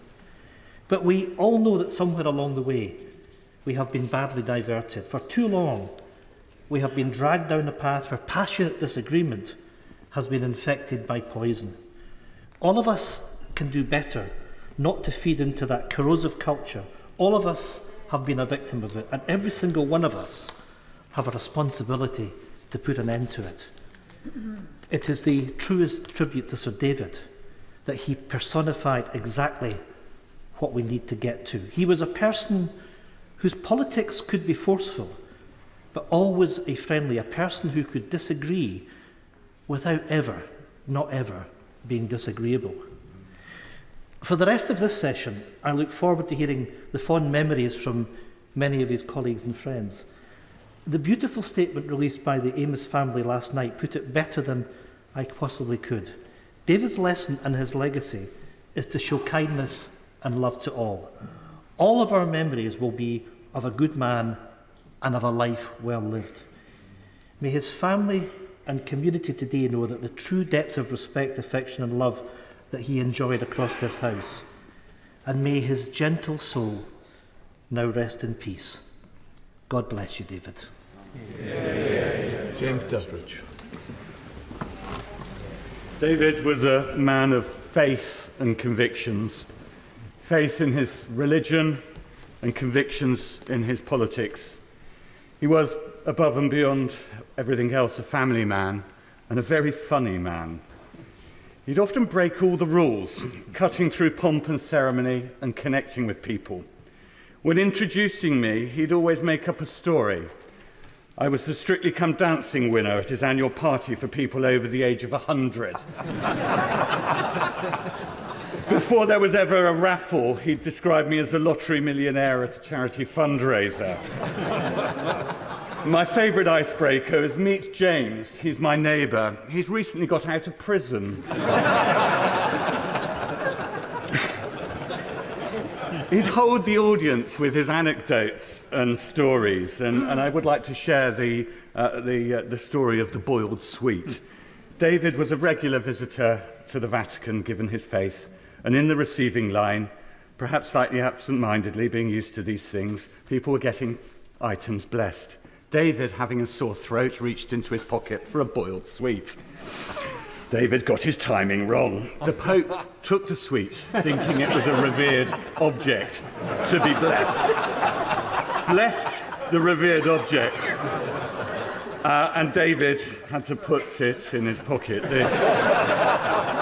A holy sweet. And when David would tell the anecdote, as he would do many a time, I suspect you've all heard it, he'd again reach into his pocket and say, "And this is the sweet that was blessed." Mr. Speaker, I suspect there have been many sweets passed off as the holy sweet, but there is only one chosen one. As the neighbouring Member of Parliament for what we now must say is Southend City, and thank you, Prime Minister.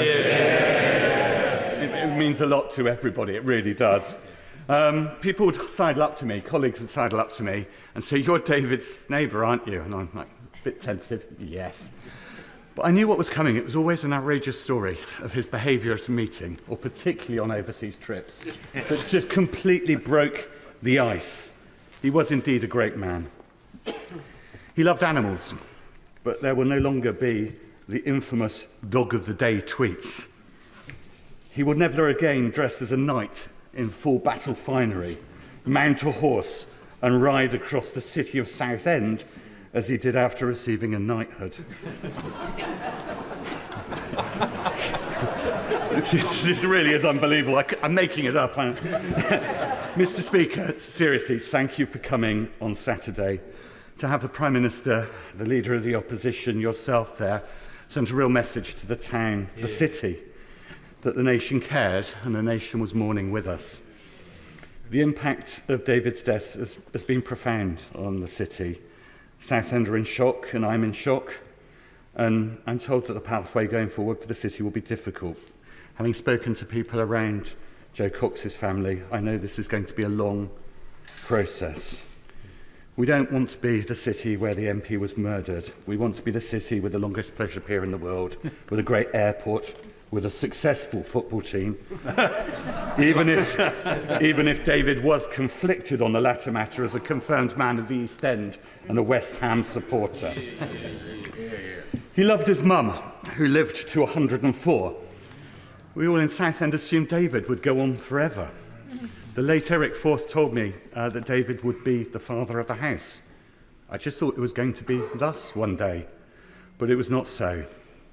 In gathering my words, I thought of the phrase, cut short in his prime, and then smirked to myself, given they were somewhat ridiculous, age 69. But he was sprightly. He was a secret gym goer, a head full of floppy hair. I just felt that there was more ahead of him than behind him. Sadly, his future was stolen from us all, and Southend and this house are poorer for it. Over the weekend, I kept watching the news, hoping that the ending of the story or news clip would be somehow different to the previous ending. At a vigil in Southend, there were hundreds of people from all walks of life. Every story was very different, but at the same time, every story was the same. David listened, David cared, David delivered. He had a knack of getting things done, and as been said, I always expected him to turn up late, so I wasn't surprised when he wasn't at the beginning of the vigil. But I really did expect him to be there, because he's always there. It's unbelievable he's not coming back. And you think of the last meeting you had with him. I think of the last Remembrance Day service, the last Christmas with him dressing up as Santa Claus, going out and giving chocolates to the kids in Neptune Ward in Southend, whether they wanted them or not.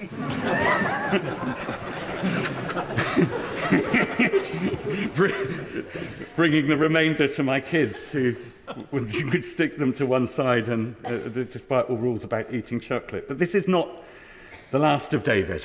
He lives on in us all. I don't think David would have seen himself as a mentor to people in this house. He wouldn't have called himself that, but that's what he was by demonstration and osmosis. David inspired great loyalty into his staff. His office was always packed with people, paperwork, and as anyone who's been there would know, fish and birds, despite the House authorities' ban on the subject. Part office, part museum of decades of political memorabilia, part pet shop. It was an office, like the politician, unique. He's survived by a lovely family, Julia, his wife, his children, David Jr., Catherine, Sarah, Alex and Florence. And it's with sadness that the family comes from all corners to be back together in the city of Southend. We pray for you collectively. Their statement yesterday was poignant. They said, we ask people to set aside their differences and show kindness and love to all. That should not be beyond us all. It is not a bad instruction to this house. Let's take that message back to our constituencies. Let's make some good of this horror. And to Julia, Southend thanks your husband for his service. Rest in peace, my good friend. Rest in peace.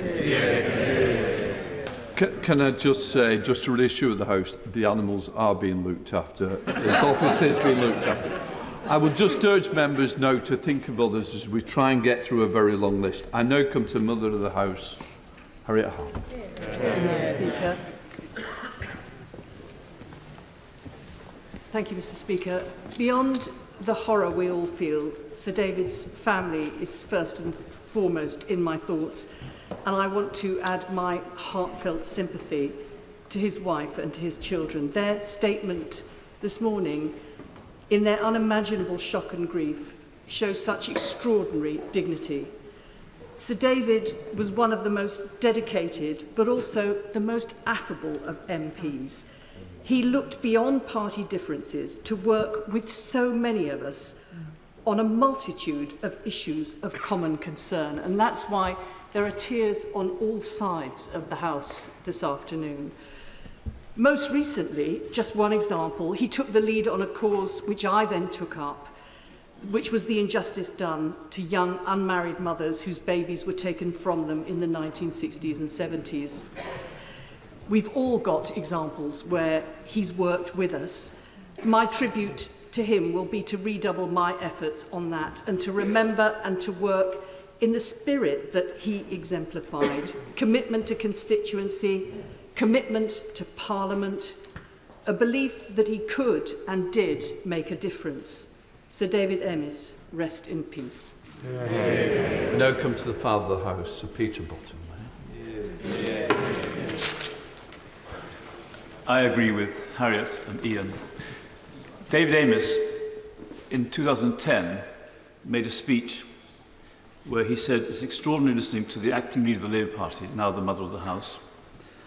He said she made a splendid speech. One of the jokes was fantastic. He's going to use it in the future. David's fire safety all-party group worked with the all-party leasehold and commonhold reform group. We had a number of meetings over the year, and as well as the city, can I put it to the Prime Minister and the Chancellor that they could make his legacy on defective leasehold flats the finding, the fixing and the funding of the problems while chasing those responsible to pay up. I think he'd wish that. If we look around this chamber, we see the shields of those who've died, some in active service in the last World War. Ronald Cartland was the first. Other members went forward knowing the risks. So did Police Constable Keith Palmer. Jo Cox and her family are in our hearts, as we've been told, and we remember Andrew Pennington, the Liberal MP's caseworker, who also died in a constituency attack. A few of us were here when Erin Neve's car was blown up. Robert Bradford and I were together in the Westminster Wobblers, the House of Commons football team. Tony Berry was my whip, and Ian Gow and I canvassed together in Ulster. His death, I believe, was time to make people forget the murder of the Sister of Mercy, Catherine Dunn, a few days earlier in July 1990. In David's first speech in January 1984, he said, "Charity has been described as that amiable quality that moves us to condone in others the sins and vices which we ourselves are addicted to."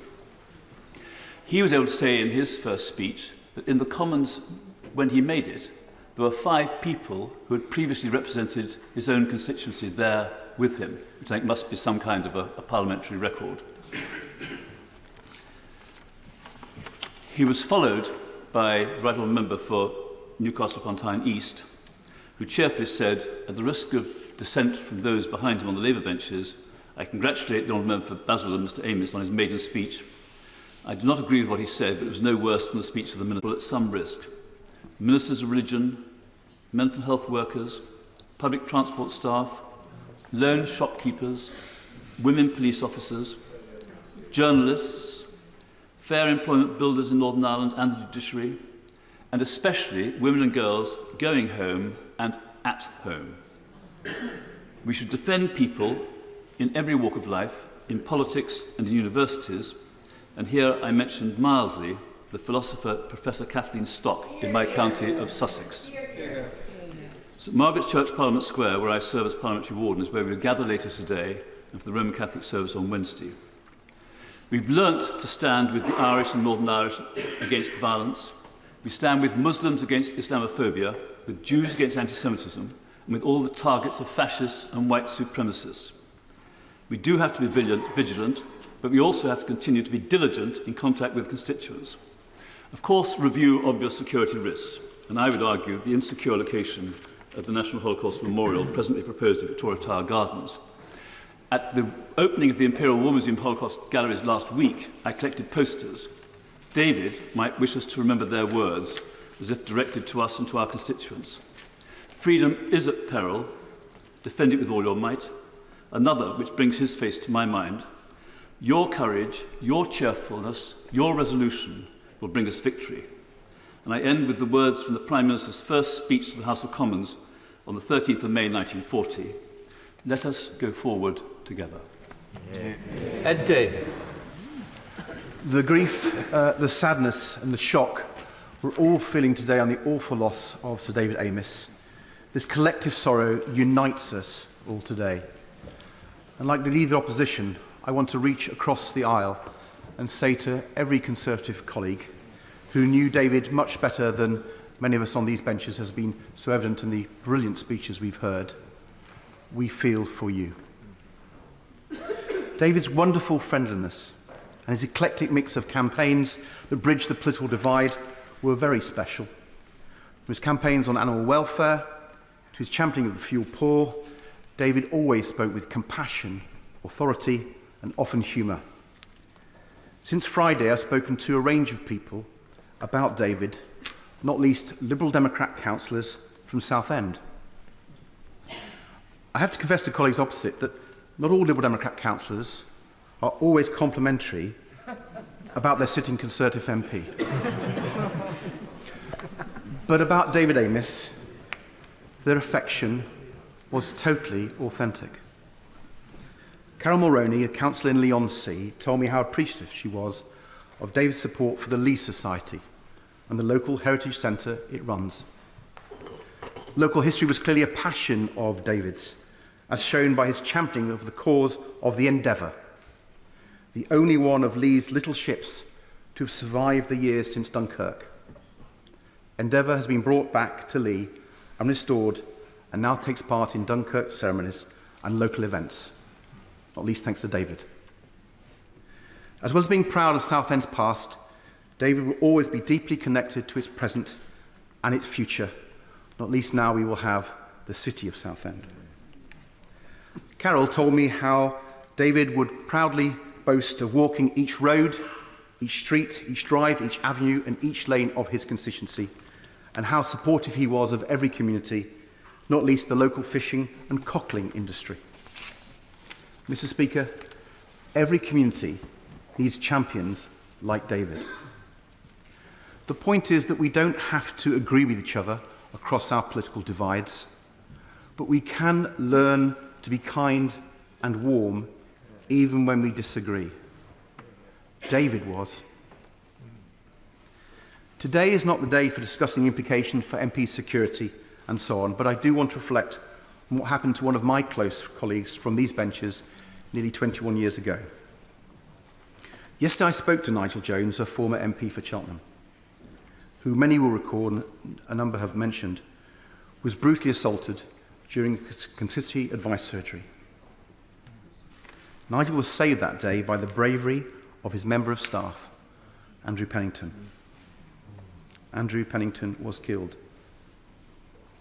Andrew was a local councillor who Nigel told me used to work 7 days a week for local residents and was Nigel's right-hand person. So as we reflect on the loss of David and on the threat to MPs, let us remember this too.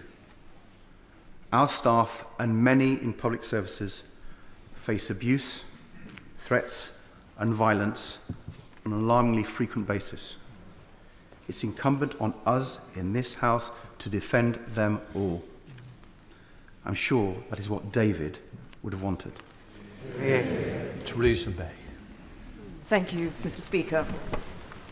Laughter, service, compassion. These are three of the words that spring to my mind when I think of David Amess. Laughter, because you could never have a conversation with David without laughter and smiling. Whether it was because of one of the outrageous stories that he was telling, perhaps about one of his colleagues or somebody else.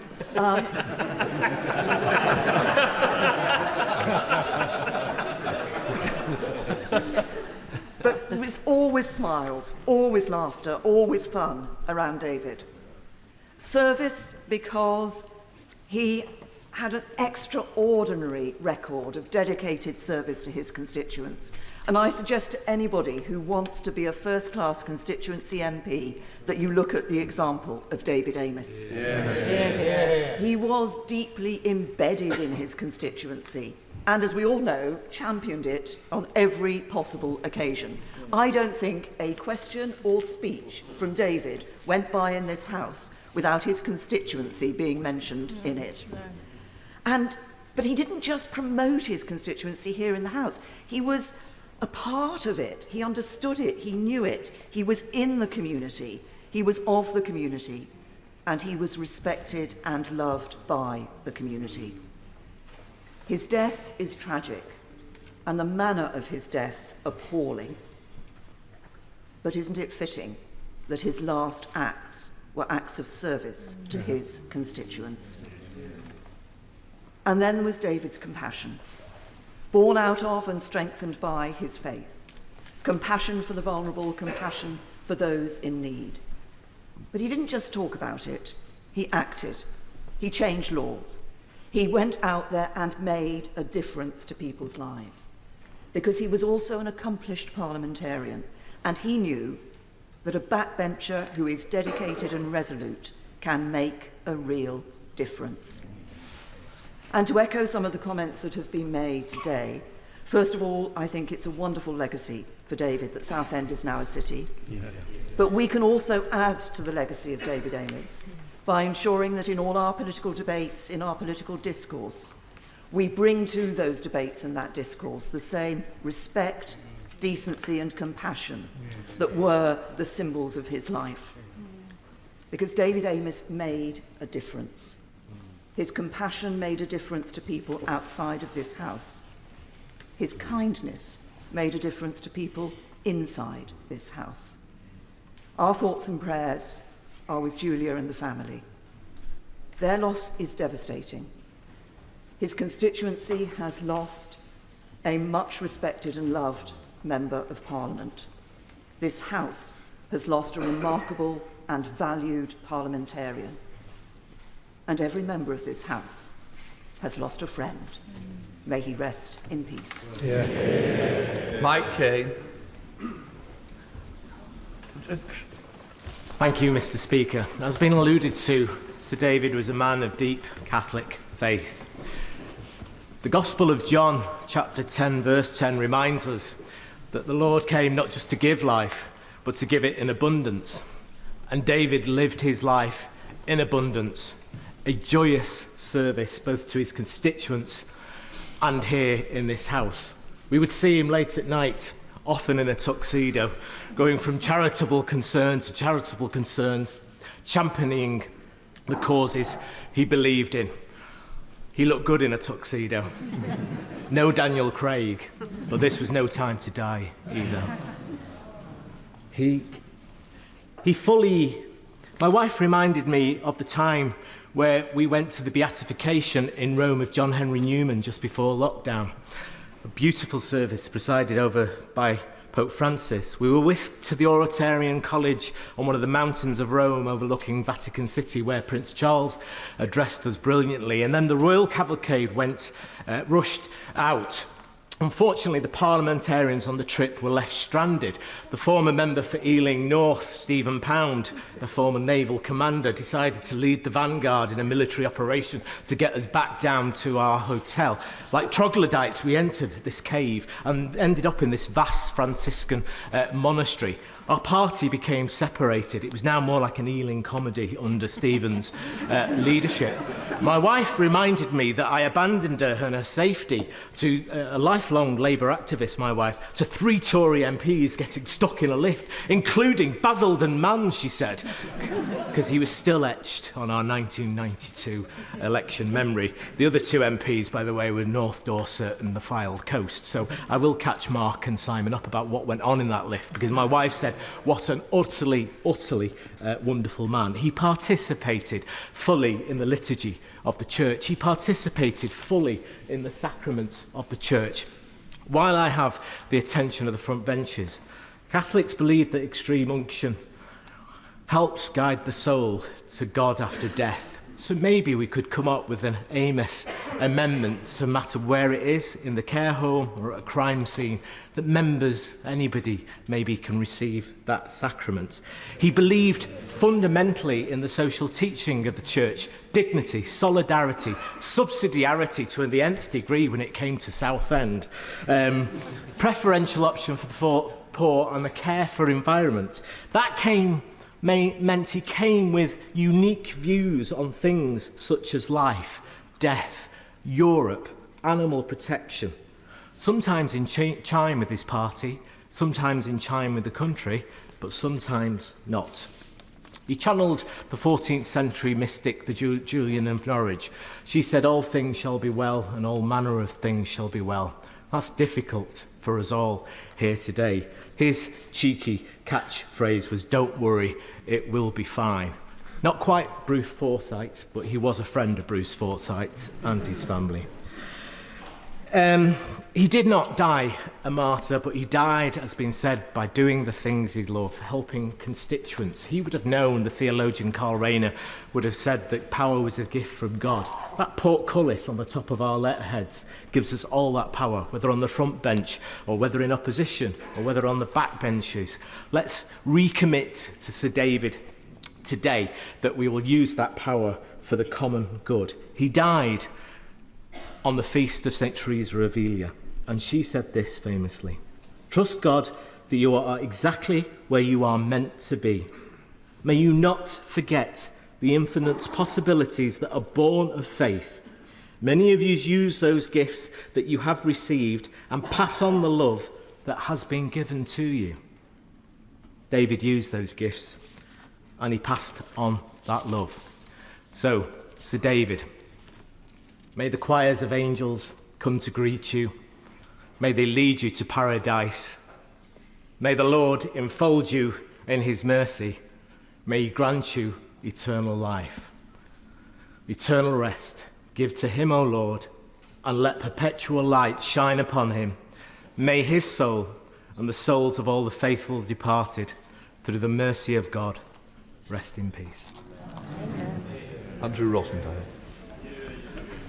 Mr. Speaker, it was a true privilege to have known David Amess.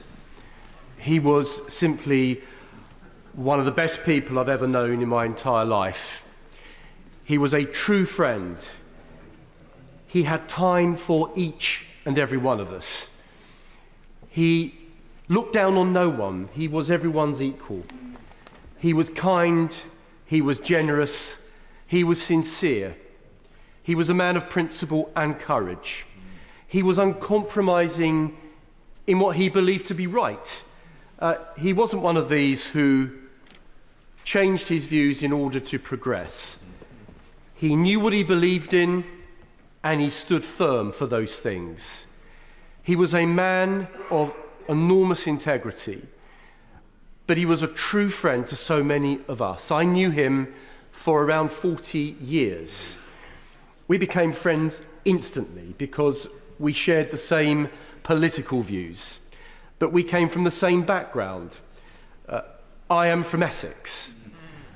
Some say East London, but I say Essex. And he knew that our instincts coming from that neck of the woods were the same, and we hit it off from day one. We were committed to this country. We love our country. He was a passionate believer in Britain, a true patriot. He was a royalist. He was never afraid to fly the flag and to champion great British values. He was a Christian and was proud to be a Christian and uphold the Christian heritage of this country. He also loved animals, as I do. And he almost loved my dogs as much as I loved his dogs. And many occasions visiting his home in Southend, often taking my own elderly mother, and he had an elderly mother who lived till 104, and when his mum died, he spoke to my mother as if it was his mother. He treated me like family. And my heart goes out to Julia and the 5 children, who are wonderful people. He had a fantastic family, and he was so dedicated to his constituencies, Basildon and Southend West. He lived for them, and he did sacrifice everything else to put his constituency first. And I will say this, Mr. Speaker, the one legacy we must hold true to David is not to let his horrific murder, the horrific way that he left us, to change our democracy. I remember the day after the appalling Grand Hotel bombing in Brighton in 1984, and I remember Margaret Thatcher, and he was a dedicated supporter of Margaret Thatcher. I remember her saying, "It's business as usual. We must carry on." And I take the same view. Whatever happens, whatever we do to carry on and protect ourselves, we must not let our democracy be undermined by that kind of evil. We must stand up to evil, defend our democracy, cherish the freedom that gives all of us the right to be here and represent our constituents and defend and cherish the freedoms and the liberties that have held our country together for generations. David was a fine example of a parliamentarian, a magnificent constituency MP, a true friend, a gentleman, a truly wonderful human being. We're going to miss him, but I feel truly privileged to have known him. Thank you, David. God bless you. Sir Geoffrey Donaldson. Thank you, Mr. Speaker. On behalf of my right honourable and honourable friends, I rise to record the common and unified voice of the people of Northern Ireland who share in the grief and sorrow at the loss of our esteemed and much loved colleague and friend, and my condolences and sympathy to you, Prime Minister, and to your colleagues on the Conservative benches. Words cannot adequately describe nor suitably express our heartfelt sympathy. But through the words that have been spoken here today and across our nation in recent days, I pray that they sustain and give strength to David's family. No one will feel the loss of David more than his family. To his wife Julia, his beloved children, and to the wider family circle, on behalf of my party, I offer my heartfelt condolences and deepest sympathy, and trust and pray that Almighty God, the greatest of all comforters, will draw near to all of them. David epitomised the true meaning of public service. He was the model parliamentarian. He sought office not for self, but to serve others, influenced by his deep Christian faith. To champion the needs of the most vulnerable, to give a voice to the voiceless, and to stand up for the interests of the people of Southend West. David's greatest joy came not in holding office, but in how he could use that office to improve the everyday lives of those he was honoured to represent. The people of his constituency, and now to and from the city of Southend, have lost their greatest champion. And I, Mr. Speaker, like members on all sides of this House, have lost a dear friend. The plaques at the entrance door to this chamber and around this chamber, in memory of the late Ery Neve, Robert Bradford, Anthony Berry, Ian Gow, and Joe Cox, are a daily reminder to all of us of the threat our democracy faces in modern times. In Northern Ireland, all parties in this chamber have experienced these threats and the loss of dear colleagues at the hands of the enemies of democracy. Today, this House sends a clear message, a resounding message, that democracy in the United Kingdom will never be suppressed. Our voices will never fall silent, and we will never allow evil to triumph over good. David taught us all the true meaning of public service. He showed us the true value of public office and provided us all with a true example of faith in public life. His legacy lives on in all those causes and communities he championed, in the lives he improved, and in all those he inspired. Mr. Speaker, it now falls upon us all to take forward the beacon of hope along the path that David led us, and to ensure that the flame of his legacy is never extinguished. This House is the poorer for his loss, and this country, all of it, mourns the tragic passing of one of its most faithful servants. Our response collectively to this is simple. When one of us falls, another will step forward.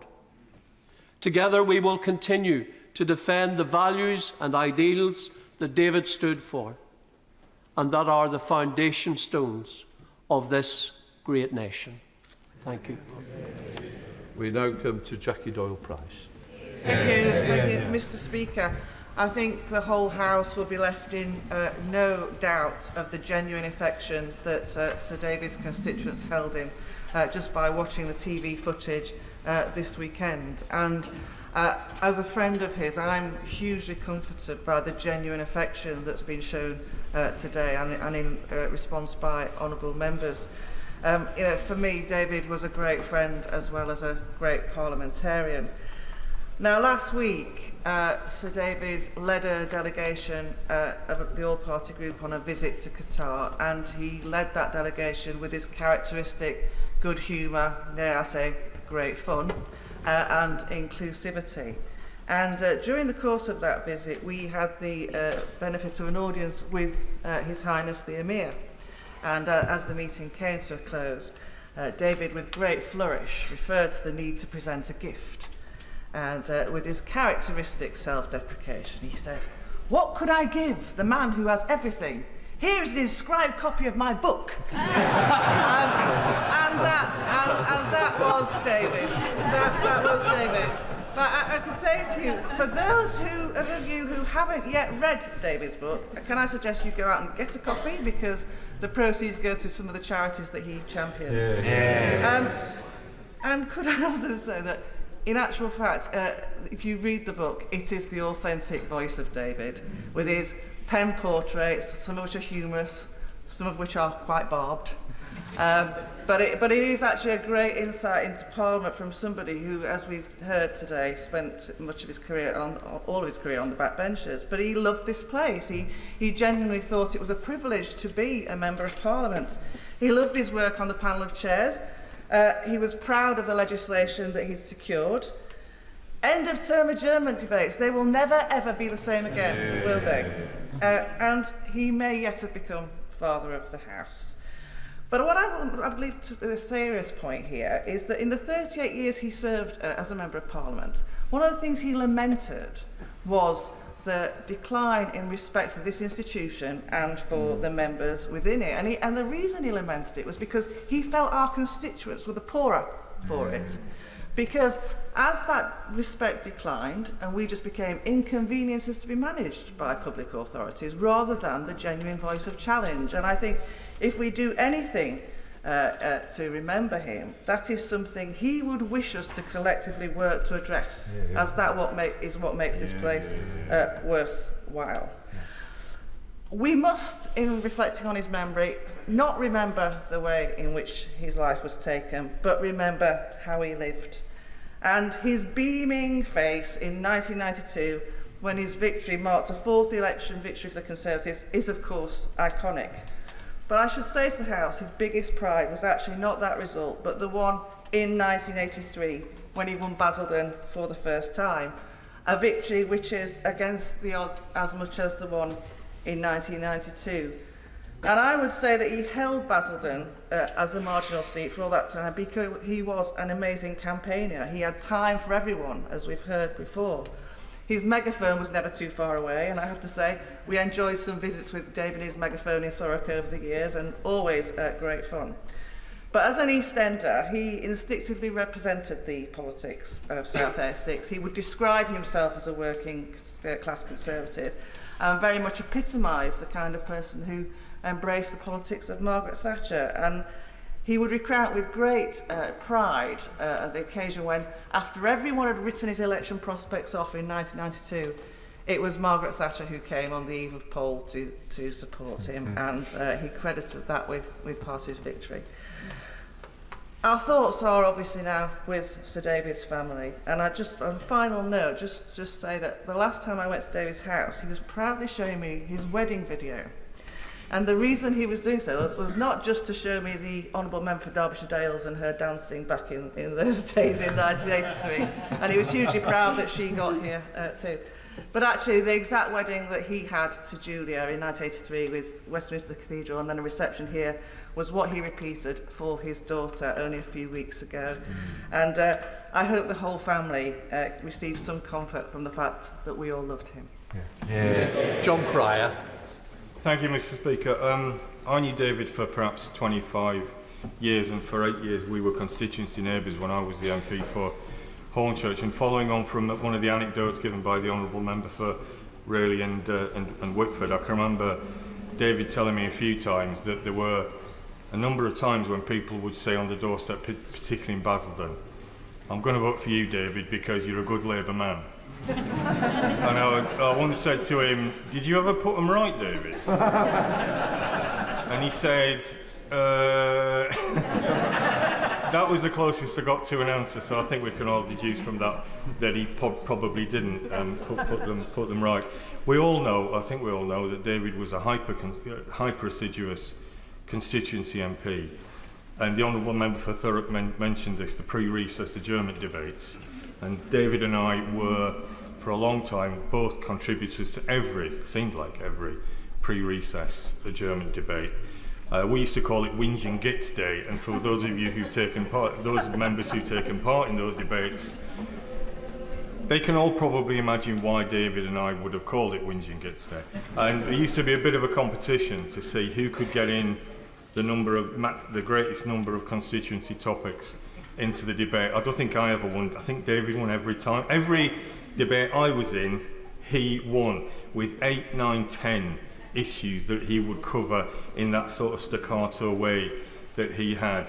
I just want to say one more thing about David, and that is that, on perhaps a more general point, there are profound and visceral issues that divide parties in this place and individuals, but they are minuscule compared to what divides us from the forces of darkness who brought this about. And just to say one more thing, and this is a deeply personal note, and this is on behalf of my wife Ellie and I, who's here, and that is that one thing I will always remember about David is that he would always ask about our sons, about our children, and how they were getting on, and that is something I will carry for the rest of my life.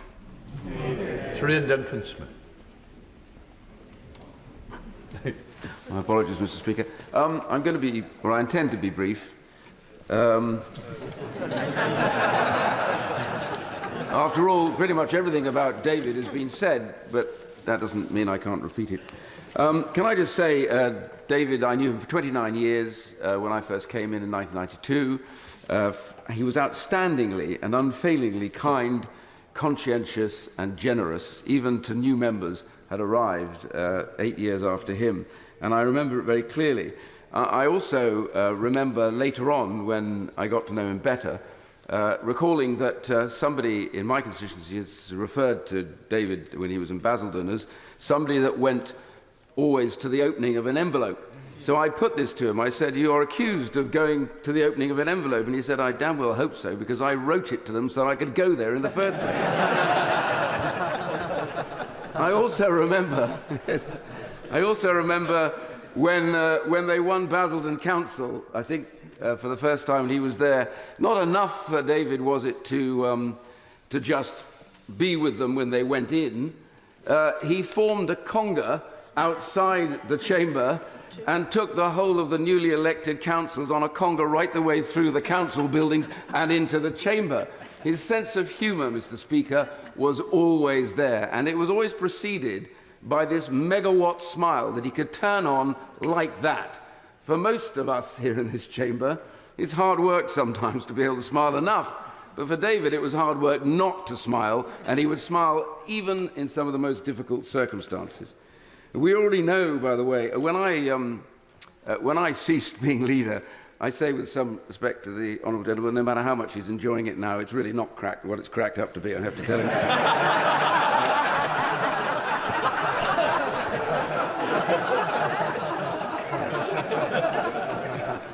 That's what I thought too. I simply say that when I had to go and speak at an event for him, and he patted me on the shoulder and said, "Are you going all right?" I said, "Yeah, it's fine. And he got up and introduced me by saying, "I'm so pleased to have Ian Duncan-Smith here. He's just slid down the greasy pole," and then he carried on. So He did follow that by telling me directly afterwards that he had retired finally from a long time in government, and he thought he would have more influence elsewhere. He actually spent a very short time in government, but that didn't bother him in the slightest bit.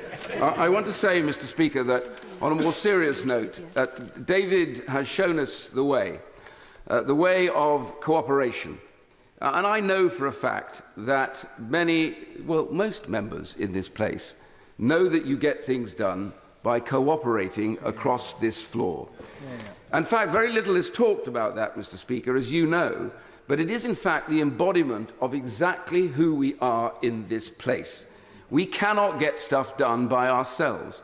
So we form alliances, whether it's on modern-day slavery, whether it's, in my case, on gambling harms. You know, you go on, you form these alliances, and then you eventually move things and you get them done.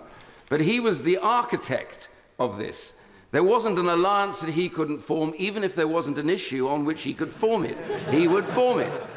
And the point about this, Mr. Speaker, is I say this is who we are. We are often, as Joe Cox said, more united by the things we believe in than necessarily divided.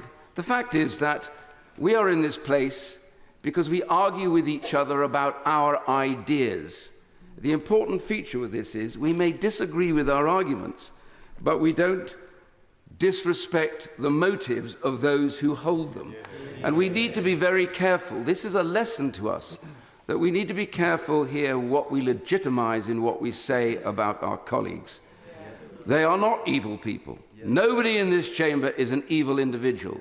They have strong beliefs. I'm struck when the media reported that, you know, they'd finished talking about him, and then they said, and he was a man with very strong-held beliefs, as though this was an aside that they wanted to bury somewhere else. We come here because we have strong beliefs, and we should be proud of that. We argue with each other because we are the point where people can see us, debate these things, have power of emotion, be angry about them, because this place is a cockpit of that, so they don't have to do it outside violently elsewhere. But we need to show publicly, Mr. Speaker, I believe is what the point he was making, is that we need to show each other the respect that those ideas are greatly held. We respect each other, but we don't dislike or hate each other. That is not for us, and it is not for that that he in fact lost his life. In fact, today, through the door of my constituency office, Mr. Speaker, I've been told that there is, in fact, a document that came through the front page all about him, and on it, it had, "Like you bastard." In fact, I did think he might have done it because it was spelt B-A-R-S-T-E-D, Mr. Speaker, so I think even in that threat, there is a sense of irony. I want to say, Mr. Speaker, in conclusion, that his family, this is a tragedy which a deranged, hateful and violent individual has brought to them, unwarranted and without cause. And David taught us something very important that they can remember, that he believed in the power, not the power of position, but the power of purpose. Mr. Speaker, they told us, Heraclitus, they told us you were dead. They brought me bitter tears to hear and bitter tears to shed. I thought as I was crying how often you and I had tired the sun with talking and sent him down the sky. And now that thou art lying, a pile of grey ashes, long, long ago dead, thy nightingales, thy voices are awake. And that is the important thing, Mr. Speaker.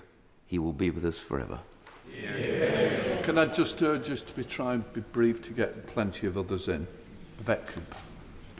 Thank you, Mr. Speaker. I'll just join briefly the tributes that we have heard, because Sir David Amess asked all of us about our families, and probably we send our condolences now to his family, not just from all of us, but from all of our families too, who will be feeling very much the need to reach out to them at this difficult time. We pay tribute to Sir David's staff, who just went to work on Friday morning, just like all of our staff do, going to try and help his constituents like every one of our constituents, and had to face the unimaginable on Friday morning. Every one of us has a story of things that we worked with David on. So many different issues. For me, It was the work we did together on amendments to help child refugees reunite with their families, something he felt strongly about. And you could never predict what the issue was going to be he would feel strongly about next, but then you look back on it and think it made absolute sense that this was what he was championing, because so often kindness and compassion were at the heart of it, and for helping others too.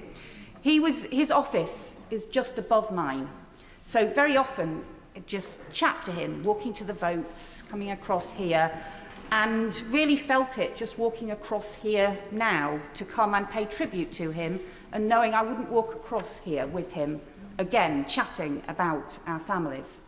But you could never get wrong which floor you were on, coming out of the lift for David's office.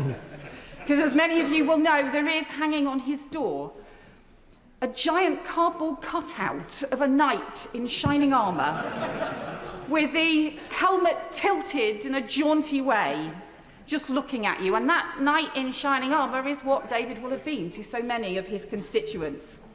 Round the corner there is a box with the nodding reindeer decorations in, just ready to be spread across the corridors, because that was what David would do at Christmas time, would be just spreading joy, spreading a bit of friendship and a bit of joy.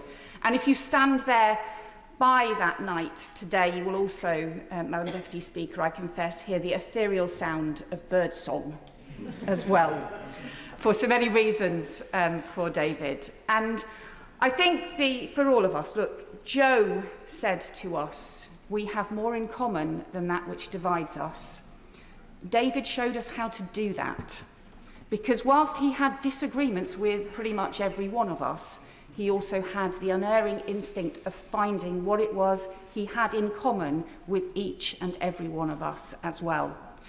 And so when we face awful things happening, when we know that extremists try to divide us, we know that the most powerful thing that we have in our defence, in our armoury against them, and in defence of democracy, is the powerful words said on all sides of the House, in unity, in defence of democracy, but also in respect for David now. John Whittingdale. I first met David Amess nearly 40 years ago, shortly after his historic election as MP for Basildon, the image of which, the picture of his smiling face, came to symbolise the Conservative victory under Margaret Thatcher's leadership. He won because he embodied all that was best about Essex man. He was patriotic, he came from a working class background, he was devoted to his family, he was passionately independent.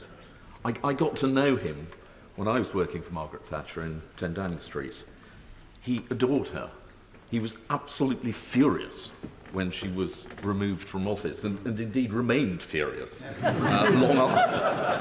And in 2013, he held an adjournment debate on her legacy following her death. She, in turn, hugely valued him. David championed many causes, as others have said, but most of all, he loved his constituency and the people that he was so proud to represent. My constituency is just about 30 minutes away from his, and a number of times I spoke for him at events and he spoke for me. And the huge respect and affection in which he was held was always obvious. He loved meeting people, and he made sure that he spoke to every single person at whatever gathering he was present. As has been referred, it became a joke that for his first 14 years, he would make sure that in every question or in every speech, he referenced Basildon in ringing tones, as my honourable friend demonstrated in his contribution. And then after his election for Southend, his campaign for Southend to become a city again was mentioned at every opportunity. It's well known that he was a great animal lover and devoted to his dogs. And even when seeking support for his French dog, Vivian, in this year's Westminster Dog of the Year competition, as the Prime Minister referenced, the reason he gave as to why we should vote for Vivian as Westminster Dog of the Year was that she is an enthusiastic supporter of Southend becoming a city. So when in 2012 Chelmsford, as the county town of Essex, was granted city status, David took the news reasonably well. I can say, on behalf of my constituents in Chelmsford, how delighted we are that Essex now has 2 cities. I represent a part of the Chelmsford local authority area, but my honourable friend, the member for Chelmsford, has the city itself. She's unable to be here today as she's on ministerial duties abroad, but she asked me to say on her behalf how much she appreciated the kindness and gentle wisdom that David typically showed to her and other new Essex MPs when they were first elected. I also join in her in paying tribute to the work that David did for all of us to improve our hospitals across Mid and South Essex, a legacy that will continue to benefit hundreds of thousands of Essex residents. David was quite simply the best of us. All of us are still in shock, but our hearts go out to his family, and I hope that people will listen to their words. My honourable friend for Rayleigh spoke powerfully about the abuse that people, particularly members of Parliament, and not just MPs, a lot of other public servants, suffer from on online social media. I've been heartened by the huge number of messages that I've had from my constituents and from others, firstly to express condolences, and secondly just to express their appreciation of the work that we do in this place. And I like to think, and I strongly believe, that those horrible, aggressive voices that sometimes seem to dominate social media are not representative of the views of the vast majority of people who share all the qualities and would respond to the appeal of David's family, that we should show each other kindness and love. And that should be his lasting legacy. Stephen Timms. Thank you, Madam Deputy Speaker.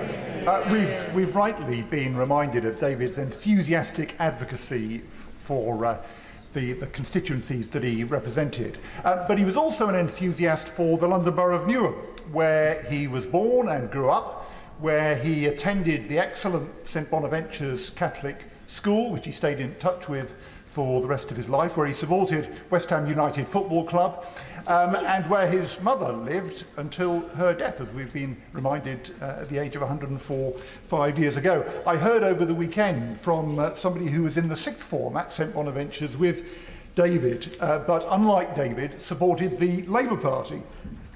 He told me that the politics teacher, Mr Cunningham, predicted that David was going to be a Conservative MP.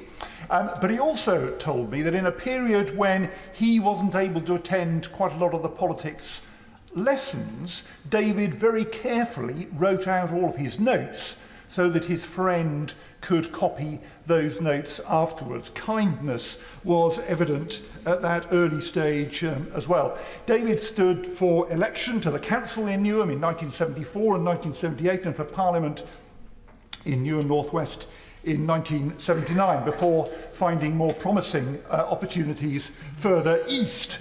But notwithstanding party differences, his supportive interest in Newham remained. As council leader from 1990, I pressed the Conservative government to bring the Channel Tunnel rail link through a station in Stratford. David was our unwavering ally on the government side. Single-handedly, he made the campaign cross-party, and that was crucial to its success, leading to London 2012, to the regeneration that's underway at the moment. Of course, David was not initially seen as a friend by my Newham Council colleagues, who haven't seen a Conservative elected for 30 years. We all remembered David dashing our 1992 general election hopes by holding Basildon. But we invited him to our town hall celebration when the Stratford campaign succeeded. I wasn't quite sure how that was going to go, but David won over everybody with a beautifully judged speech. Newham has lost a great friend. He was accessible to his constituents. Tragically, he has now given his life. We will rightly reflect on what more we can do to stop that happening again. I wonder if we might ask the police to review our appointment lists ahead of each surgery, for example. But we mustn't give up on the accessibility of members of Parliament. If we do, the sponsors of those who attacked David and who attacked me will have succeeded. That must not happen. We would all like to have a long time to hear more of these heartwarming stories and recollections of our dear lost friend, but we are due to go to church quite soon. So I implore colleagues, please just take 2 minutes or so each, because then everyone will get a chance to say what they would like to say. Sir Roger Gale. Thank you, Madam Deputy Speaker. We've heard magnificent tributes from the Prime Minister, from the Leader of the Opposition, from David's Essex colleagues, and from many on the opposition benches as well. And I think we are all grateful for that. And the tone of the House is as the House can be at its best. I want to speak in just a couple of minutes, speaking on behalf of the remnants of the class of '83. We came in, 100 of us, in 1983. Now there are, sadly, only 2 remaining with continuous service, and another 3 who have come back, having left the House briefly. We had all hoped and expected that in the fullness of time, once my right honourable friend, the member for Worthing, has surrendered his position, by which time, of course, David would have been a very old man, but we had hoped that he would become the father of the House, because he would have made a magnificent successor to my right honourable friend. Sadly and cruelly, that has been denied. Those of us, many on both sides of the House, who worked with David on his campaigns, had that privilege, whether that was on fox hunting when it was unfashionable to do so, whether it was on the reunification of Cyprus or Iran, or pensions for expat UK citizens, or a whole range of other issues. Know just what a doughty campaigner he was. And that clearly is why he was so loved in his constituency. Madam Deputy Speaker, the Speaker said at the weekend that David's death had left a void in this House. And of course, he was absolutely right. There is another void in David's family home. I hope that David's wife, Julia, and his children will take comfort from the fact that across this House, there is clearly nothing but affection for his memory. And that must speak volumes for the man whose life we celebrate today. Yeah. Kim Leadbeater. Thank you, Madam Deputy Speaker. I've spent a lot of time over the weekend thinking about what to say if I got called today, or indeed whether to say anything at all, because I didn't know David personally. It's been a traumatic few days for many people, none more so than David's family and friends, and it's they who remain at the forefront of my mind this afternoon. But sadly, I know from my own all too similar experience that in reality, there is nothing anyone can say to make things all right for them. But nor is it any use to stay silent. So I welcome this opportunity to pay tribute to someone who was clearly a well-respected and much-loved colleague to many people in this place. For reasons that I would never wish on any other member of this House, or indeed anyone, I do have a unique perspective on what those closest to David are going through, and I want to send them my love, support and solidarity from myself, my parents, our family and the people of Batley and Spen. I've blocked out much of what happened when Jo was murdered, but I remember very clearly the moment I took the phone call saying she had been attacked. I remember physically trembling and the visceral pain that overtook me, and it breaks my heart to think that another family has had to experience that phone call and the nightmare which follows. It's a roller coaster of deep trauma that no one should have to experience. I also know that David's family will still be in utter shock, as I know many of you are. But I hope at some point they are able to hear at least some of the beautiful and very funny tributes that are being paid to him today, and that will provide a morsel of comfort amidst their pain.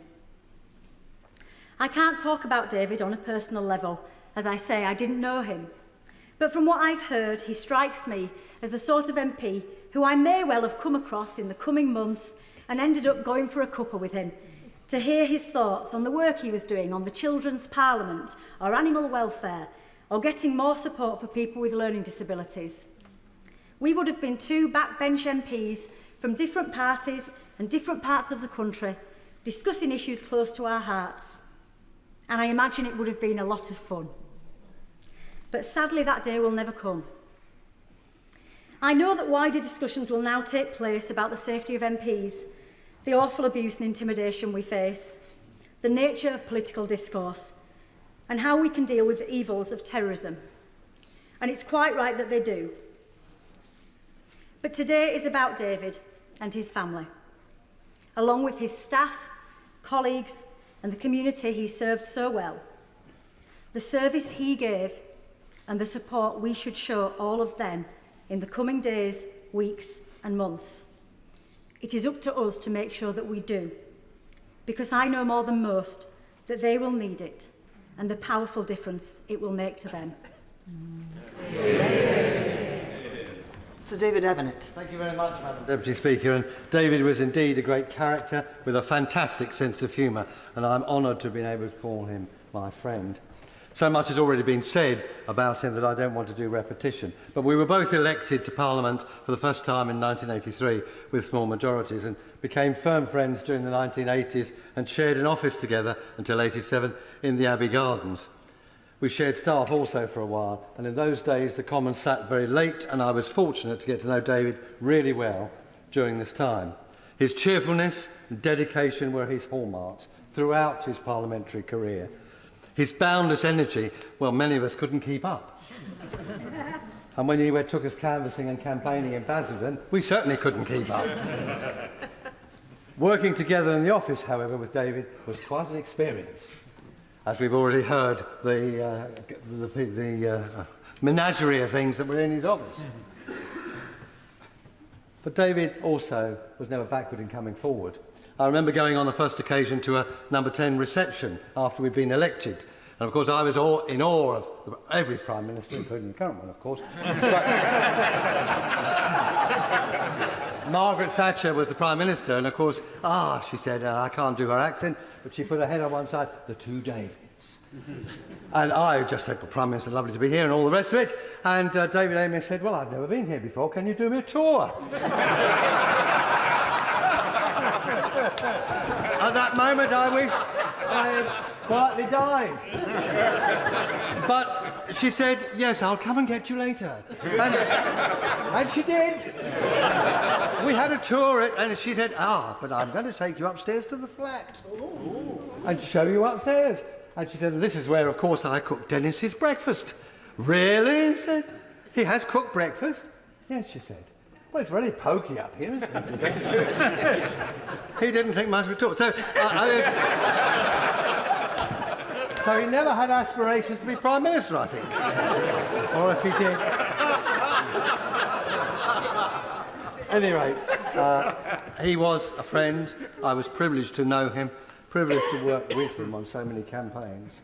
He was a great parliamentarian, a great politician, a fantastic advocate on behalf of his constituents, and a great champion of our nation. He was also one of the nicest, kindest, and most genuine people I've ever met, always smiling, and was an indefatigable campaigner for all the many issues that he held dear. We're all devastated by his murder, and I'm privileged to know his wife and family over the years, and we think of them and we grieve with them. But we will remember his legacy, and we will look on the positive side, because one thing David Amess always was very positive. Yeah. And I'm proud to have known him. Thank you. Yeah. Martin Day. Thank you, Madam Deputy Speaker.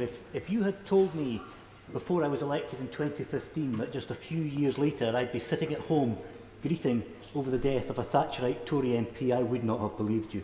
But my partner Nadia and I did just that, for it was David who had died. David was the first cross-party friend I made in the Commons when I was elected. He was a joy to work with on committee, and he roped me into all sorts of APGs and escapades as well. And he will be sorely missed. He will not, however, be forgotten. And when I think back on my memories in this place, the most favourite ones will feature David. He already, I should say, features in a number of my Burn Supper speeches around a story of a haggis, but that's too long to tell in these short tributes. And I hope I can find the energy and the enthusiasm to tell it with the fun that it deserves. So let me just pay my respects to David and send my best wishes to his family. I cannot believe what they will be going through at this time. Thank you. Sir Graham Brady. Thank you, Madam Deputy Speaker. I'll be brief because I know there are many others who still want to pay their respects and give their tributes. As a dedicated and effective backbench Member of Parliament, it's right that I should pay tribute as Chairman of the 1922 Committee, but I wanted to say a few words today because I've, like so many others, had the privilege of his friendship for the last 24 years. And I'm deeply touched by the tributes that have been paid across the House, moving tributes from the Prime Minister and from the Leader of the Opposition. I'm pleased to follow my friend, the Chairman of the Parliamentary Labour Party, my neighbour from Wythenshawe and Sale East, who was one of the first on Friday to get in touch with me to offer his condolences, which is much appreciated. And I think we all have had so many messages of condolence from constituents and others since that terrible news on Friday. I think people across the country could sense the goodness, the kindness, the decency of the man that we have lost. And I think it's wonderful we've had tributes to the great achievements that David had in politics. It's also wonderful that we've had so many references right from the start to the joy that David brought into all our lives and into so many other lives too. He clearly enjoyed the House of Commons, he enjoyed politics, he loved meeting people, and I hope that is something that will stay with us. I'll just say, finally, my recollection always, over the last few years especially, I'd see him in Portcullis House, he'd see me coming the other way, the infectious smile would begin, and you knew that he was looking forward to starting the conversation. What are they doing now, Graham? He'd say, and why are they doing this? And I will miss that. And like others, I'll still be looking out for him.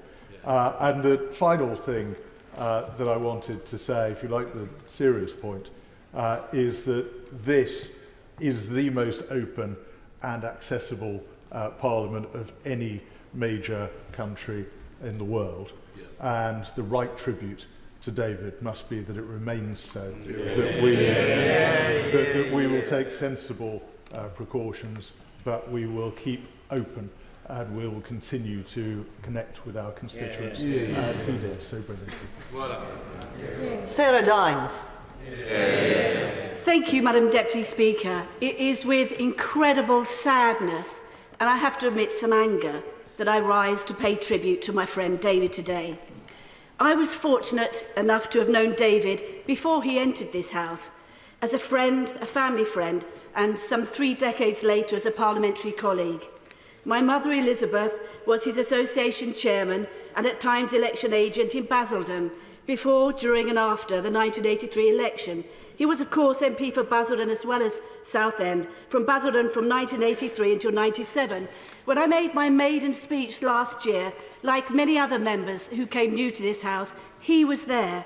He was seated just behind me. His face beamed with delight when I recalled as a teenager, when I'd been the YC representative on his committee that selected him to become the prospective Conservative candidate for Basildon in 1983.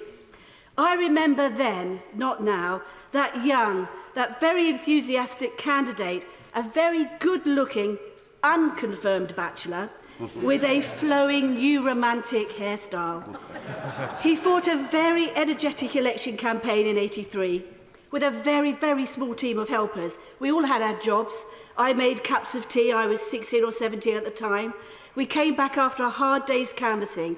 My father, Tony, often had to go and find him. He'd be talking to somebody, or more often, he would just have run out of petrol. That was David. David was, of course, briefly, I'll just go on, a recipient of constant motherly advice from my mother, who was his chairman. It was, "Don't worry, of course you're going to win. You'd better get married now, David, and you need to have some children," right through to, "You'd better get a haircut." Of course, he did win Basildon. He married the love of his life, Julia, and the children followed one after another in rapid succession, but he never did get that haircut. I know David as a showman. I could tell you numerous stories. I've had to throw most of the best ones away. But what I will say is that when I found myself on these benches following the last election, he was delighted. He went out of his way to settle me into the institution he loved so much. And I know that he mentored many others, not just me. And I speak on behalf of all of the 2019 intake and say how very sad we are to lose him.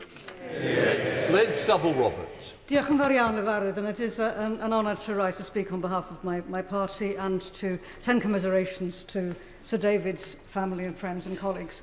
And I think the one thing that I would really like to emphasise, I think for people outside, do not actually appreciate possibly how much we work together and how much of an honour it is to work together and how we, by that, achieve so much. And just one other thing that I would like to say, I think for all of us here, just the reality of what democracy actually is. Democracy is what we have developed as the means that we do no longer attack each other and use violence to achieve our aims. And when we see this terrible, abhorrent death, which has struck us so badly and struck, of course, the constituents and so many people who knew Sir David so well, it has struck us so hardly that we remember that when we stand up for democracy, we are standing up for that, for civility and for good behaviour and for treating people properly, because historically the alternative has been violence.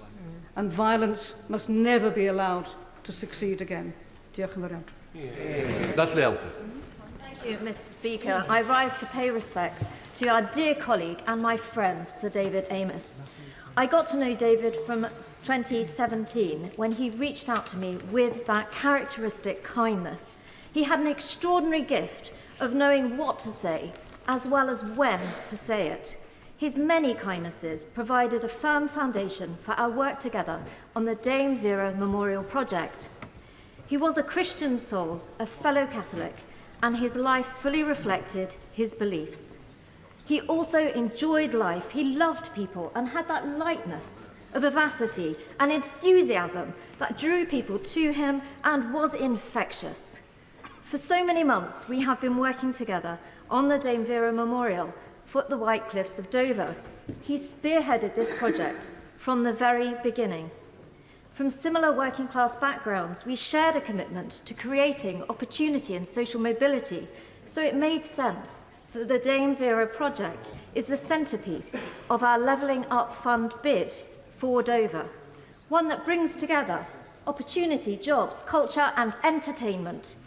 For as the House knows, David was a great entertainer as well as campaigner.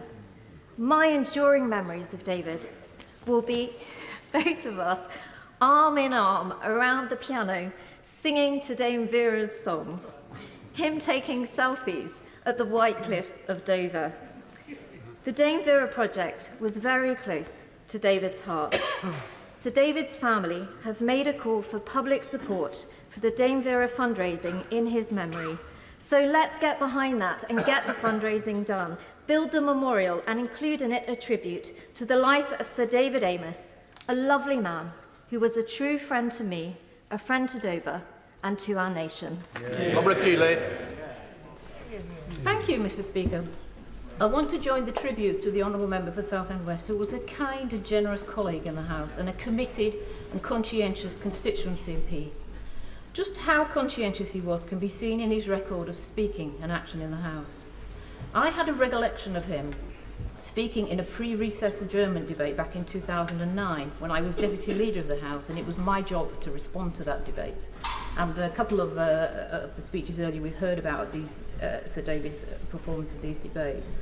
I remembered that Sir David had raised many, many points that day to be answered or sent for action in departments. So I looked back at the pre-Christmas recess adjournment debate in December 2009. I found this amazing list of matters which Sir David raised with me. His view of then Labour government, the state of the economy, small shops, having visited every small shop in his constituency in the summer recess, the pay of public servants and the scrutiny of public sector pay, communications with his chief constable and decision-making structures in the police, our forces serving in Afghanistan, the Chilcot inquiry, solvent abuse, Vioxx and compensation for UK users of it, tax credits and the tax credits helpline, the Southend Association of Voluntary Services and funding for them, services for people with rheumatoid arthritis, seat belts and the risks of people not wearing them. And he concluded, as it was the pre-Christmas adjournment debate, this impressive list by talking about the issues of unwanted pets at Christmas and the work of the International Fund for Animal Welfare. I have to say to my honourable friend, the member for Leighton and Wanstead, that was 15 issues. The reason he beat you in these debates is it wasn't 8, 9 or 10. That's why he won. So, Bear that in mind.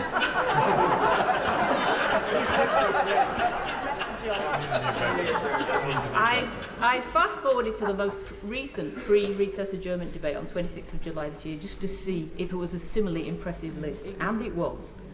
Care costs, both of self-payers and council-funded costs, the accessibility of housing for people with a disability, use of tidal power, the safety of jet skis, single-use plastics, sewage discharge from storm overflows, planting of trees in Southend for the Queen's Platinum Jubilee, banning live export of animals for slaughter, the pension ombudsman, approaches to working with vulnerable children, the public appeal for a permanent memorial in Dover to Dame Vera Lynn, which he helped to launch, good wishes for our Olympic and Paralympic athletes, praise for a constituent who had done a wing walk for charity, centenary of the British Legion, and, as ever, Mr. Speaker, a plea to make Southend a city.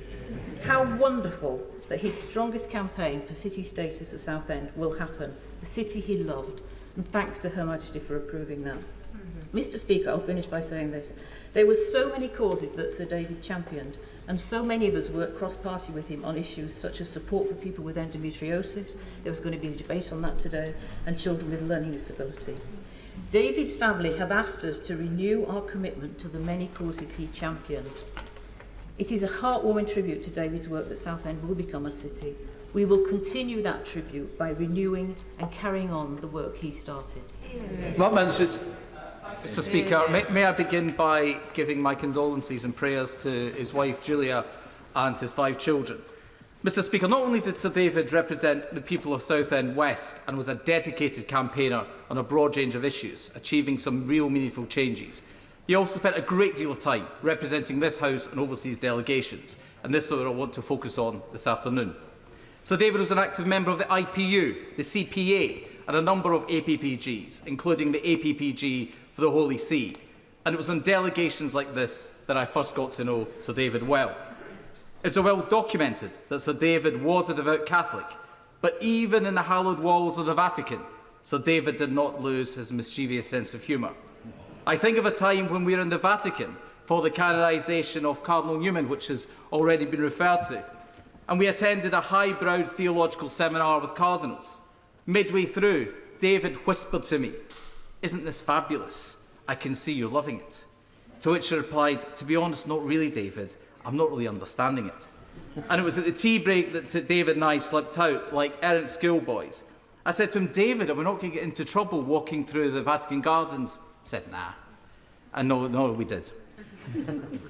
But as you're aware, Mr. Speaker, not all meetings are engaging or go according to plan. And I remember vividly a meeting with a foreign minister. In this case, a foreign minister that demanded that the meeting take place in English. The only problem being that that foreign minister did not actually speak English, but had instructed his translators not to intervene. Several minutes in, with only the minister understanding what had been said, and parliamentary colleagues becoming increasingly frustrated, I passed David a note saying that this was getting ridiculous. David simply smiled in his usual way. About a minute later, Sir David leant forward and said to the Minister, "Minister, your English is superb. Where did you study?" With tears rolling down colleagues' cheeks and nobody able to make eye contact for fear of damaging the reputation of this House. But this was a perfect example of Sir David deploying his full sense of humour and ability to address serious situations in a polite and jovial tone. Mr. Speaker, just last week, I and others in this House had the privilege of spending time with Sir David on a parliamentary delegation he was leading. He was at his very best, ensuring that colleagues of all levels of seniority were made to feel included and that they played an active role. Every day we conducted serious business, but he made sure we always found time to laugh. It will come as no surprise that even there he found time to demand that Southend be made a city. This House has lost a great representative, his family, a father and husband. I have lost a dear friend, but it was a real privilege to be with him on his final adventure. Thank you, Mr. Speaker. Very McCarthy. Thank you, Mr. Speaker. I think if David had been here to hear the word today, he would have loved the fact that there was so much humour in the contributions from people, as well as the obvious warmth and respect for his decency. I think, you know, it's just so obvious how genuine the tributes are. I knew him fairly well because of working with him on animal welfare issues. And all I really want to do today is to just quote from some of the animal welfare groups that have paid tribute to him on social media. World Animal Protection talked about his support for calls for an end to the global wildlife trade. The Dogs Trust said that they were devastated to hear of his death. He worked with them on supporting the end to the cruel puppy smuggling trade. The Animal Aid posted a picture of him supporting a call for an end to a ban on, or calling for a ban on game bird battery cages, said that they were shocked and sad and described him as a friend to animals everywhere. And I feel particularly for the Blue Fox campaigners, which is the Conservative campaign against fox hunting. And when that was first established, only a very few MPs on the Conservative benches were supporters of that. And Sir David was so integral, and he's got us to a place now where it's really, I think, a bit of a moot point whether there would ever be a successful attempt to overturn the fox hunting ban, and that's because we've managed to win the debate on both sides of the House rather than just on this side, and he was just so much a part of that. Peter, another animal welfare campaign, have said that they're going to add a leaf with his name on it to their Tree of Life memorial, which celebrates individuals who've made a difference, and they say that he did that in spades. And finally, I just want to, there was a lovely tribute to him from Nick Palmer, who was an MP on the Labour side in this House and overlapped with him for quite some time, but he's now at Compassion in World Farming. And he wrote a lovely article in the last few days, and he said he was especially struck by Alistair Campbell's comment that the first thing you noticed when David entered the room was his beaming smile, and that many of us, that not many of us are remembered in politics, are remembered especially for our smiles. And he which I think is fair to say, but he concluded, Nick, in this article, he said, when animal sentience is officially on the statute book, when live exports end, when cages on farms are banished to history, all of us in the animal welfare movement will celebrate, and we should remember the quiet idealism that made Sir David help bring it about. Sir Benedict. Thank you, Mr. Speaker. In this debate, the life of David Amess keeps invoking one word above all: kindness. And the family's heartrending statement reflected that word. The Archbishop of York wrote that his life showed the true meaning of kindness. And this would be the greatest of all tributes to David if we, or even just some of us, who are engaged in the daily political battle, made kindness our resolution from this day forward. There is much reaching across the chamber in this debate today, but which of us in this House can honestly say, when we have looked across the chamber, or those in our own parties, that we have never fallen prey to feelings of contempt or lack of respect or unkindness towards those who oppose us? Which of us can honestly say we cannot do better? Kindness is giving without any expectation of getting. Kindness inspires hope and optimism, which David also embodied. Like many on all sides, we had our disagreements, but nobody could doubt David's sincere wish to make the world a better place with his kindness. And I wonder why the 7 principles of public life do not include the principle of kindness. And henceforth, let kindness be known as the David Amess principle of public life. He, Julia, and the rest of his family could bequeath the nation nothing more generous, and we could do no greater service to them and to David's memory than to learn to live this principle more evidently in our daily political lives. Final contribution, Dr. Rupert. Mr. Speaker, the brutal killing of our friend David Amess, and I call him a friend. I know that we have an adversarial workplace here, we have a face-off, don't we? But some of our best friends often are on the other side, aren't they? I know when I've been in a hole, sometimes it's people on that side who've sort of helped me out and been friendly to me. It's all the more shocking to me and painful because I'm probably certainly the last Labour MP who saw him alive. And it was on that delegation to the Middle East last week, at the baggage reclaim, as it happens. Everyone else had scarpered, everyone else's stuff had gone. Mine, I think I'd missed because I'd been tying up my shoelaces or something. He said, no, I'll wait with you. I was like, come on, you've got to go to Essex. Be off with you. But, you know, that was the measure of the man, how kind he was. And the next day, when the last stragglers were sort of saying, we got back, it was a great trip, thank you, he was the last WhatsApp I saw, thanking everyone for their service. And how shocking that he was taken in service, a public servant, in the line of duty, slain at his surgery. I mean, on the trip, again, his $1 million smile that we've heard so much about won over everyone. One of these dignitaries I had to introduce him to, and I said, you know, he's been a parliamentarian since the last century, but he never ages. And another one, he said, in his inimitable way, oh, do you know what? I thought I had a lot of kids because I've got 5, but you've got 24. And he'd said to us in advance on the coach, ladies, when we get there, I don't want any ruffling of his hair, any sitting on his lap, any twiddling of his tie, because he's already got 3 wives, and he doesn't need any more. Anyway, look, everyone's got so many Amessisms, and I was with him for a week, so I miss him dearly. I was shocked. I could not process that news. I had to go and do my own in-person surgery at the time. When I got on the panel of chairs, he said, you should be a shadow minister by now. No comment. But anyway,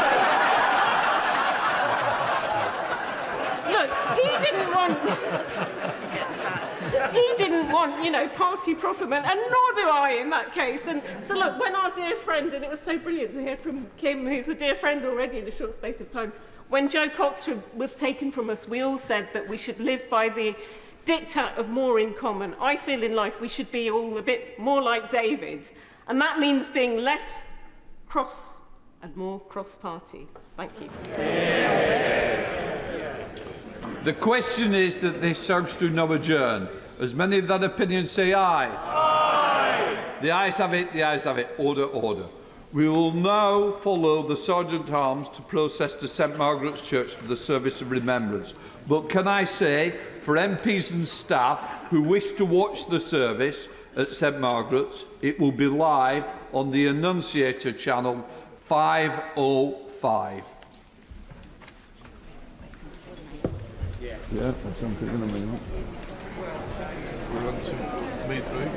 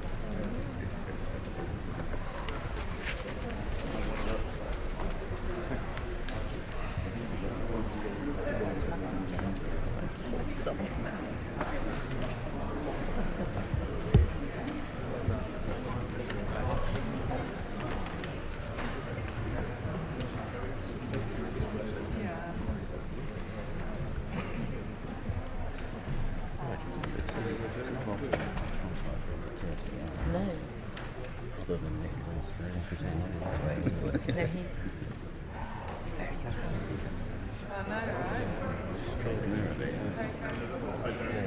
Bad luck he didn't get in. The only Essex MP didn't get in.